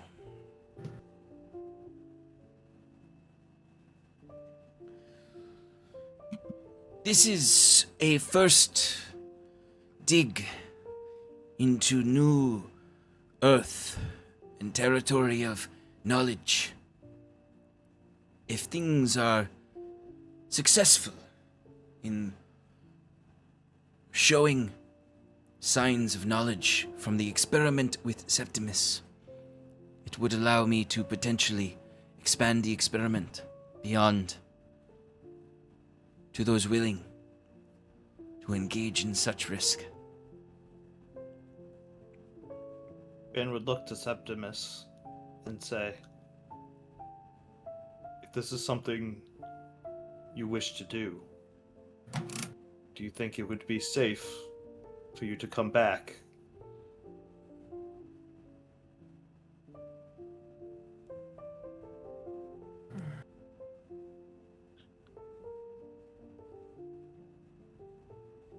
I'm not sure. I But have at a least question. this is the most controlled environment that we'll get it in. Is there a way for one of us to act as an anchor for Septimus throughout this, so that he's easily brought back?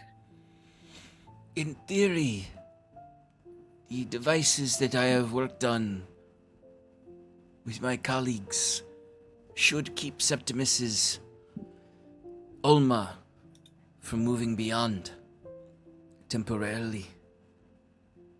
Oh, But But as a this reminds safeguard. me. Fyrn reaches under his shirt and pulls off the magic item we got last session.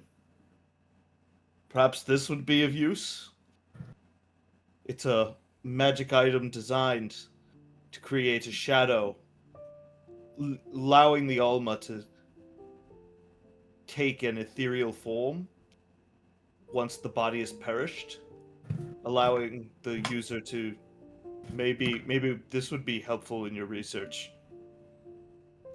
This is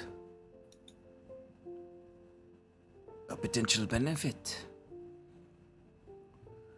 The devices should suffice, but such could keep Septimus safer in the process if it is designed to keep him from passing on beyond his natural capacities.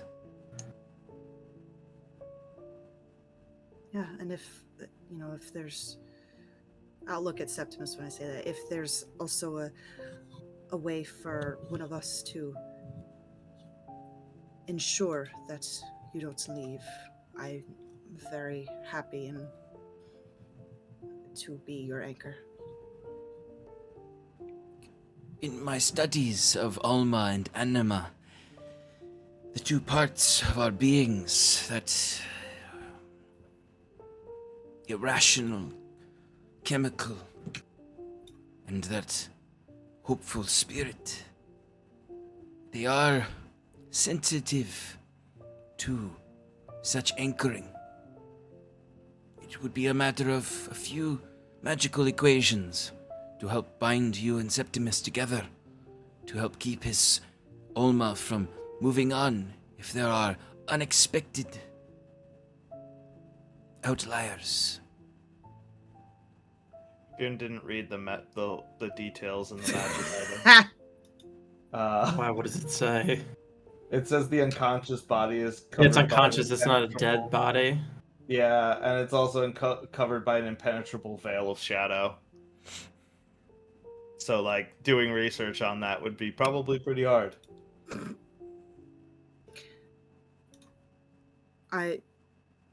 Whatever you need to make those equations, I want to, and I'm sure we all do want to make sure that Septimus returns to us. So whatever we can do to ensure that. I have already arranged a cleric from the temple court to be ready to bring Septimus back. But given the heroic nature of your party, I am certain, and he just kind of looks to each of you, that there are many forces whose hands touch your destinies. Well, mine. You'd be surprised, Jaquet. It is, of course, if you believe in fate. I myself do not. I make my own fate.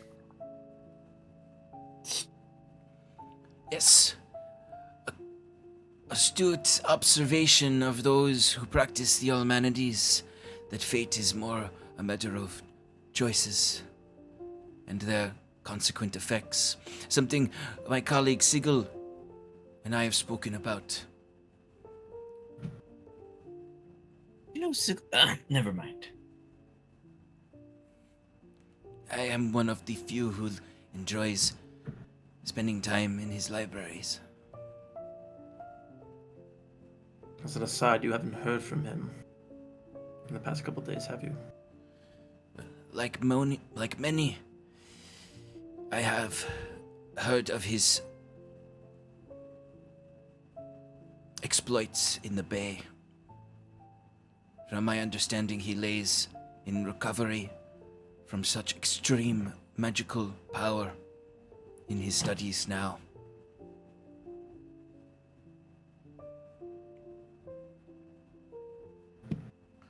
But I can arrange this experiment to happen as soon as you are willing.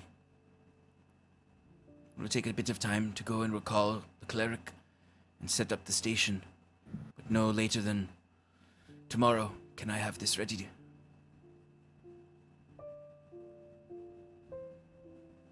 Is something you plan to go through with, Septimus?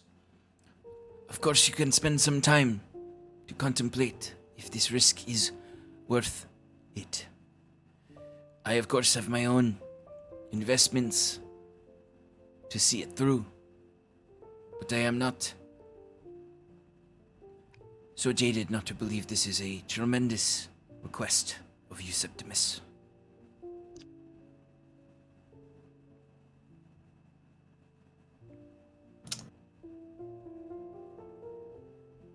No. I want to go through with this. You seem to have the proper assurances. I promise that I have not taken up this experiment without thorough preparation. This could be the crowning study of my life. Do we have to wait for a night when it's a lightning storm or anything like that?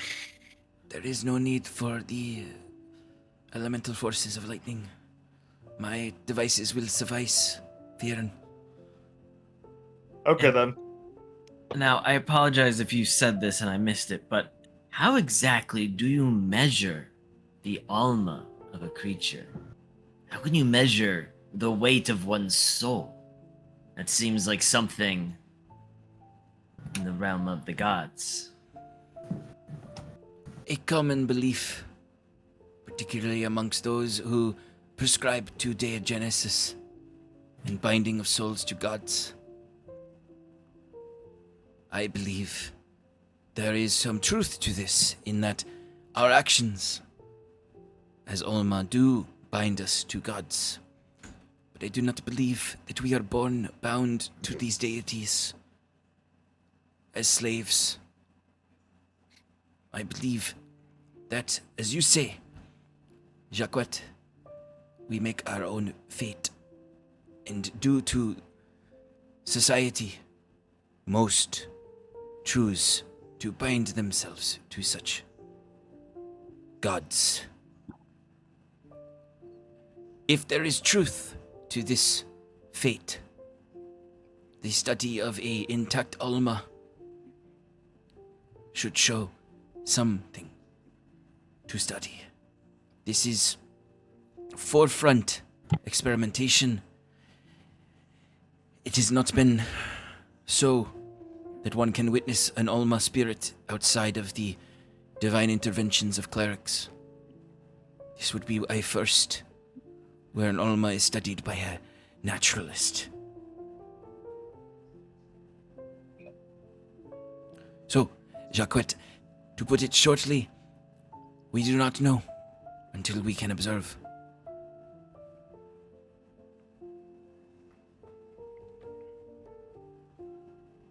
So, like, pounds or ounces? No, I'm just kidding. But there was an experiment that was done that believed that the Alma weighed 21 grams because upon the deceasement of the subjects, there was 21 grams missing from their weight.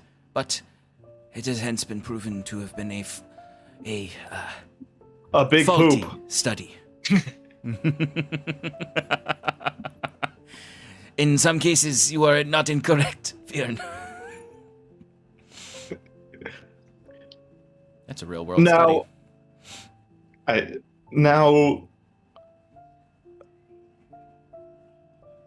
Sal, our robot friend, has a core, correct?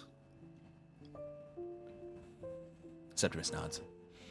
And when he gets destroyed or something happens to him, the energy in his core dims as if that is his life force. Could it possibly be that with further, transformation, you may have a core of your own? That is an interesting hypothesis. The belief of Machina's spiritualness is a matter of divinity, though in the naturalist studies of Halcyon, it is believed that it is simply a simulacrum of what we call Alma. Or at the very least, perhaps these machina possess anima, but no Alma.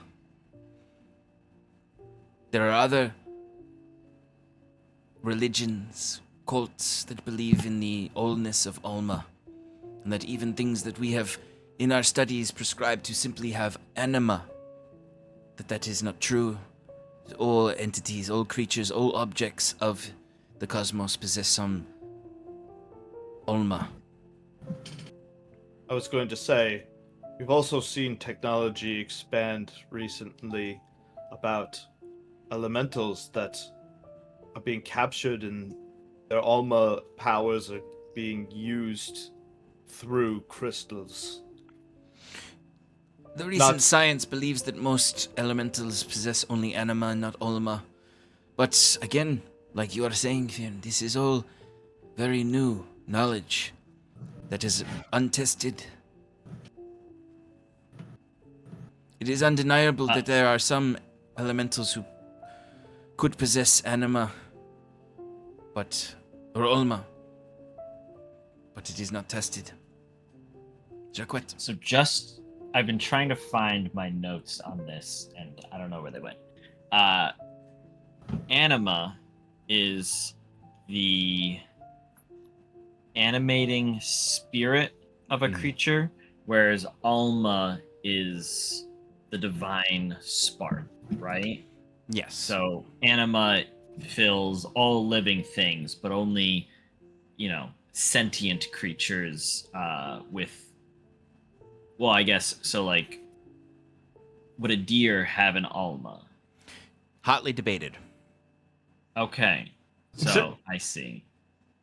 This Okay. is, the divine spark side is the traditional belief in terms of just from observation and through typically, depending on your faith also, you would have a different belief on the divine spark in the Alma. People like Corellius specifically have an interest in a material understanding of it to try to understand, does a deer have Alma? Right. Or are they simply anima? Are anima and Alma not actually a different thing, but one thing? Like what exactly... The closest evidence they have is the Speak with Dead spell. That there is clearly something that can animate a consciousness and body, even if it once possessed Alma. And then, of course, the actual interaction with Alma in resurrection spells. Right. So it's not disputed by anybody that there is a force that interacts with planes beyond this one, that is in all sentient peoples, which all are collectively understood as Alma. That is not debated. It's just a matter of what is the Alma exactly, and what are the actual cosmic laws behind the Alma. Is it something that is innate, like the common belief that all Alma are divinely sparked in some way, and therefore are in some way bound to the divine in these afterlives? Or is it more faded? Debates happen where they're like, well, this person didn't worship this god, but they went to their afterlife. This person, this person didn't live a religious life at all, and we don't really know what happened to them. They were a peasant and were never resurrected to ever discuss what they experienced. There's not a lot of studies on people who have been resurrected. It's very new field in terms of academics, and religious institutions in Aradun did not have much motivation to go beyond that, beyond the actual divine spark theory. They've pondered it heavily. It's certainly not a place where there isn't academics happening, but there is a certain bias. Mm-hmm.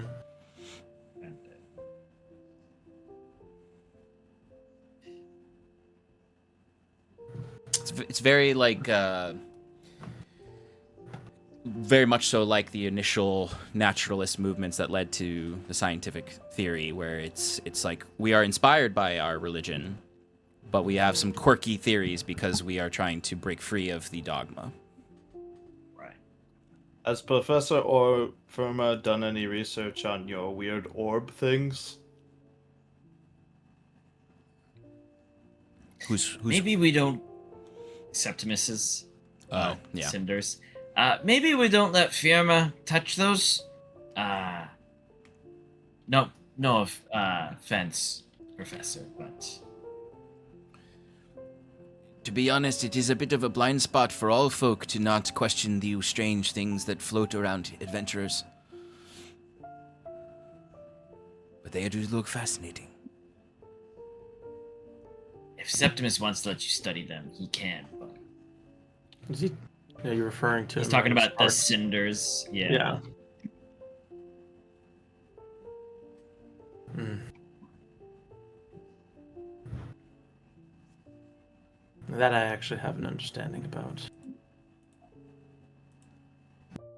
I need to know more about what my relation is with Machina. So, I accept your offer, and we'll plan Splendid. to see you on the morrow. Most excellent. This is the type of experiment that could be field altering. It could bring into question the very theories of the cosmos.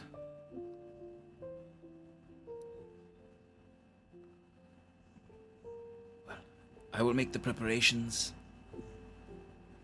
Just send word tomorrow morning upon when you can arrive.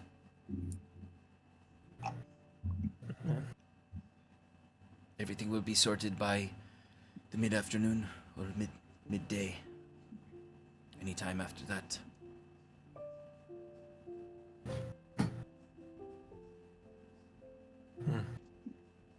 Thank you, Professor.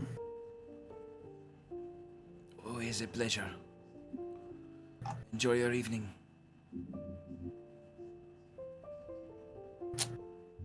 If you wish to stop by Sigil's library, he may be available. That can also wait, if you wish. But I must finish my While work we're here here? at home. And he returns to his NPC looping animation. As we leave the office outside in the hallway, While we're here, should we go check on Sigil and see how he's faring? Might not be a bad idea. I say thank you for saving our asses. the only reason he saved our asses is because we kicked his butt into gear, right? So he should really be Yeah. thanking us. We can still say it. Septimus is Are you a little tired. tired? Septimus is tired. It's a lot of social interaction. It's too much. Yeah, he shared too much. But yes, you can head over to Sigil's library, where one of his library assistants can lead you to his chambers. So they lead you back to the area that's just before the threshold that leads into his demiplane, his deeper demiplane, where you can see the room that you interrogated Greaves in. The neighboring one is where his quarters are. And the library assistant just simply opens the door for you and steps away. Upon stepping in, you can see Sigil is there, laying in the bed. He does look rough. He's wearing very simple white robes, the same gloves and mask, but the mask itself, which is just his simple one that just has the neutral face of a human, made of like a porcelain, does seem to have like scorch marks all up the side of the face, leading up, as if a burst of energy shot up through it. And you can see the bit of...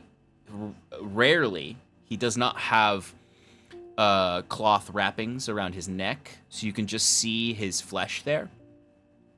that does look severely burned, and looks more akin, honestly, to the ever healing flesh of Septimus after teleporting. It looks not like human flesh, but like the best way to put it is like sort of the embers of a burning log in a fire, where it has the white ash, but then also the black coal or charcoal and the light radiance of red heat.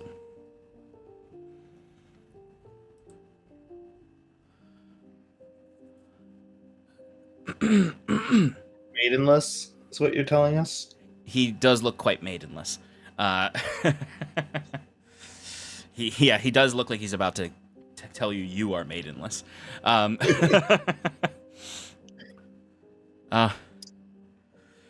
was wondering when you would return from your ventures.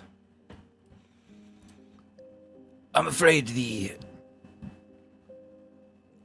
energies I spent in the bay took a greater toll than I expected it would. Though I should have expected it, given the fracturing of my powers, as I explained to you. Why didn't you send for us when you got back? Who's been treating you? I have my own means of recovery, and I assumed you had much work to do, given the conflicts in the bay. Thank you for being there, Professor. Yes, we really appreciate you being there after we told you. I give him a just fucking drop it. As you say, like, fucking drop it, he raises a hand up and, like, lowers his head and like, to tell you to stop. He says, no, Yorke is right.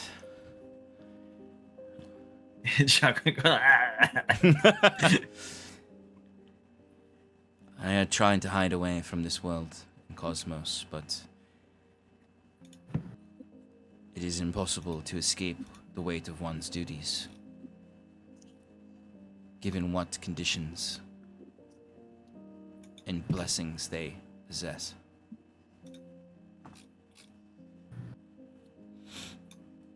But congratulations are in order. You have saved Hyven, from what I have heard. Certainly there will be more tasks ahead. But I thank you for what you have done, the place that I have called home since my arrival. Well, you know, we do what we do, and we couldn't have done it without you. So together, we've protected the city. And moving forward, together we can continue to. And of course, you will continue to have our help in regaining your powers as the, Ordering spirit. yes, as the ordaining spirit of the elements. Yes. I have done some searching of my own, given our last conversation about bringing that power back together. For the fragments of my own ordaining will. When I arrived in this plane, it was fractured. It must be recombined. It seems when I tap into my own powers that remain, it is extraordinarily taxing, given the fractured nature. But I have made some discoveries that can help you on this quest. Certain fracturings that I have located that can be repossessed.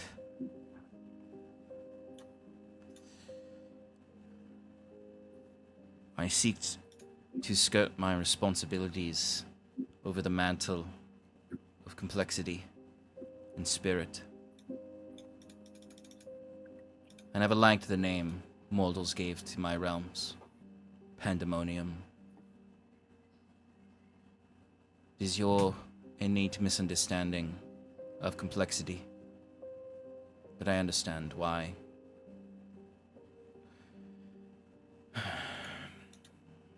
You, Alma, believe the elements to be earth, fire, water, and air.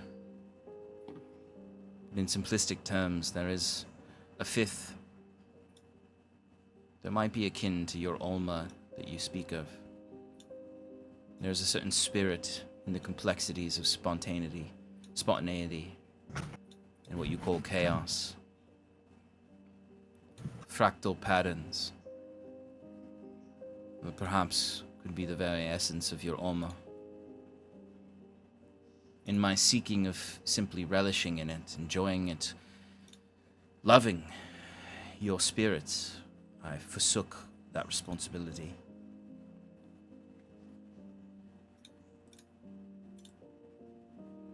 So I am appreciative that once again, in the many layers of the cosmos, it is Alma who are the greatest servants of bringing about some balance and peace.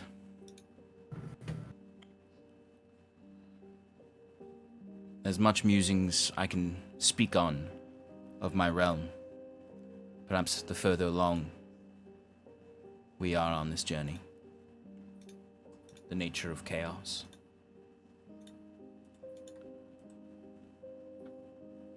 But we can begin small.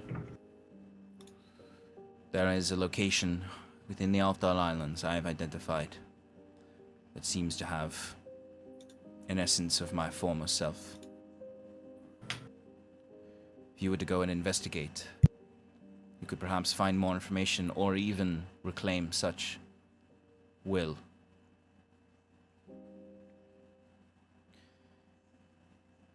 Whenever you're ready for your next adventure.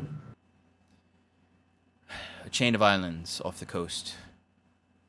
From my understanding, it is largely used for smuggling. There's been a consistent presence that I can felt there.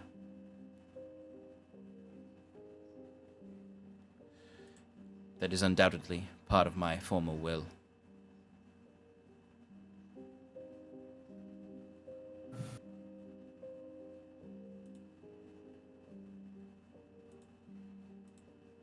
I wish there was more I could tell you about what you might encounter there, but certainly one that seeks that power, whether fractal or fully, is delving into esoteric magics for their own power.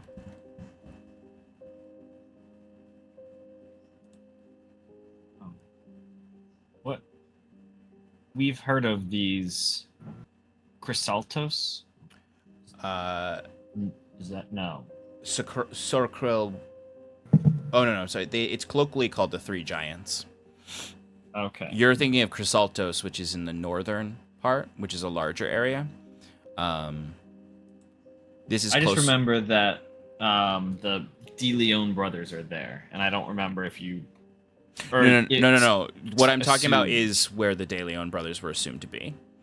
That's the Three Giants. Chrysaltos is the northern tip of Alfdal. Okay.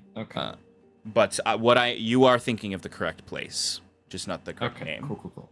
Which is the Three Giants. Cool.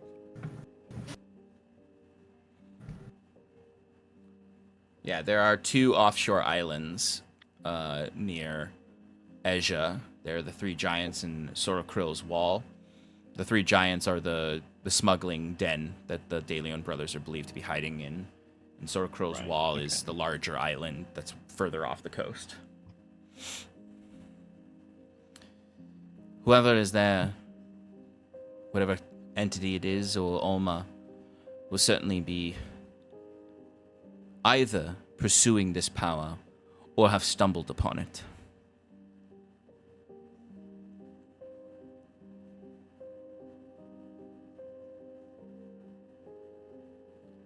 Well, we know that there are others seeking your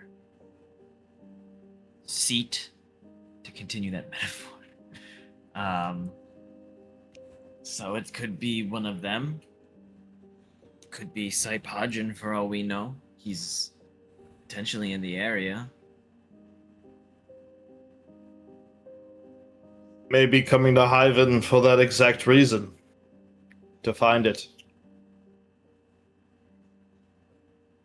But we won't know unless we speak to him directly.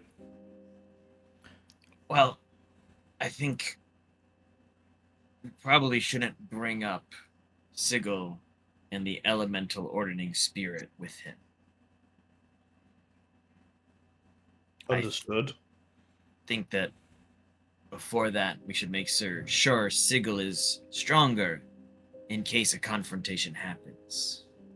Because we don't know what Saipajin's capable of. This does seem like a good point. Maybe we should discuss further at a later time what we will discuss with the governor when we see him. It is. When does he arrive again? It should be any day now. They said within the week. So there's still potentially, a couple more days that it could take for him to get here. After fight night. In terms of encounter planning on my part, it will likely be after fight night. It'll likely be right after the day after fight night. We're all battered and bruised, and we're like, "Hey, Governor, we're the heroes." Let's The other side's gonna be the bruised ones. It is. I almost just went back into the Werner Herzog voice. I heard it. It is paramount that we keep the secret of my origin, given the interested parties on the plane. This pushing of my abilities is the first I've done since I first arrived on this plane when I descended, and it has put me in a weakened state that would make me vulnerable to an entity that may have claimed more of my ordering will than just a single fracture. There's something to keep in mind as I discover these fractions of myself. There will be various quantities. And if there is another who has discovered that there is this will to claim, and they've already begun claiming wills, you may encounter a rather potent foe.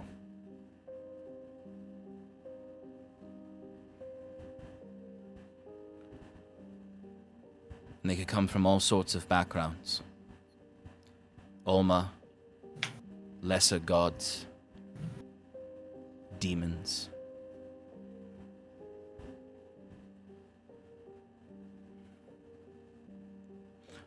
But as I have told you before, I have tremendous faith in you and what you serve. Your higher ideals, whether you have claimed them yourself or not.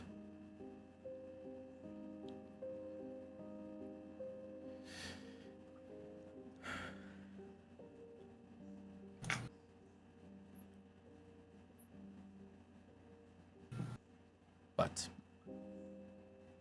there's little I can do right now in my current state. I'm hoping that my mending will not take much longer, in which place I can provide more assistance. In mechanical terms, you have now gained a sigil action that can be used Sigil action. once per 7 days. It operates akin to divine intervention. But up to level 9 spell. It is 5e divine intervention, not 5.5 divine intervention. What was it again? It's a little more vague, where you could just make a request of your god.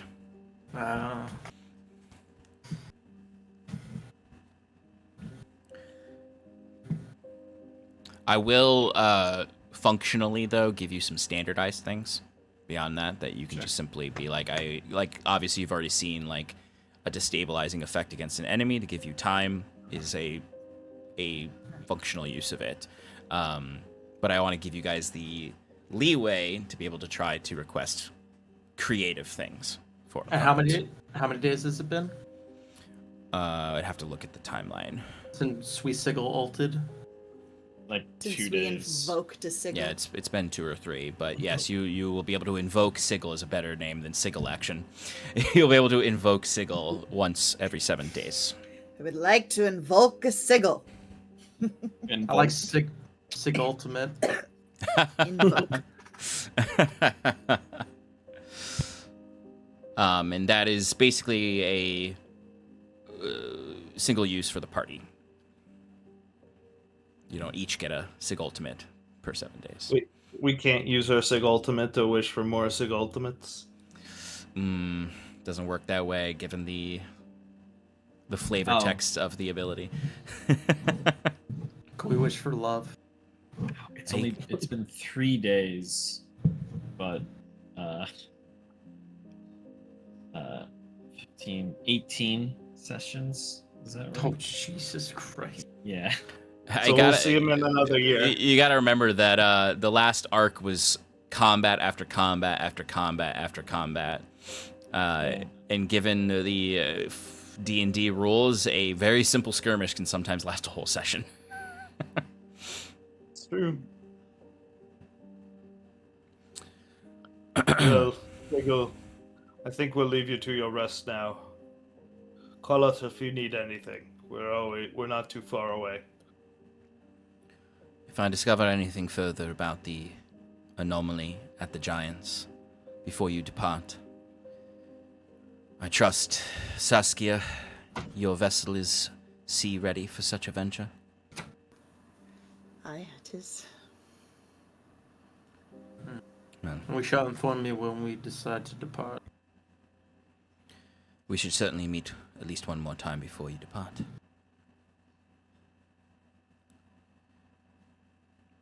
Very well. Well, enjoy your much-earned rest. And he gives a nod, and it's like anytime he moves, there's just a little cinder that comes off of the cracked flesh. The elemental nature of him is much more apparent in this encounter. Is it better than my cinders? Yes. And everything's a competition. But it is a fascinating dichotomy you've received here, in that you have spoken with a scientist about spirit, and Sigil has mentioned spirit in a way that insinuates that he believes spirit is actually an element of the elements. Mm-hmm. When he mentioned fire, earth, water, wind, he proposed that there's a fifth fundamental element that could be Alma.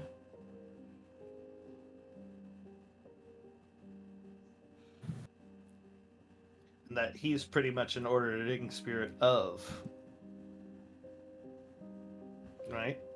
Because his Correct. realm is that of chaos. He's insinuating that the spark, that divine spark, that will of Alma is a part of his realm potentially. But it also does give a little bit of credence to what Coralius was saying, in that ordering spirits, gods, they are not omnipotent beings. They may not even have full understandings of their own realms, or have their own dogmas of their realms that don't match cosmic law. But all of it is connected to what is before you in restoring Sigil to help defend your plane, the deals you've made with devils over your souls, what's happening to Septimus based on the effects of Machina, and even in maybe a stretch, the ordering will of the Modron and what they are doing and what they believe. What does a Modron believe about Alma in terms of how it works in this sense of origination and ordering of the cosmos? There's been this presentation of a correct cosmos from the Modron, and then a more complex cosmos from Sigil in these discussions. But I think with that is where we'll end tonight, and pick up next week with the following day and Firma's experiment. All right, friends, thanks for hanging out with us. I hope you enjoyed it, wherever you are in the world. Thank you, Tales of Rissia, for the Sigil puns there.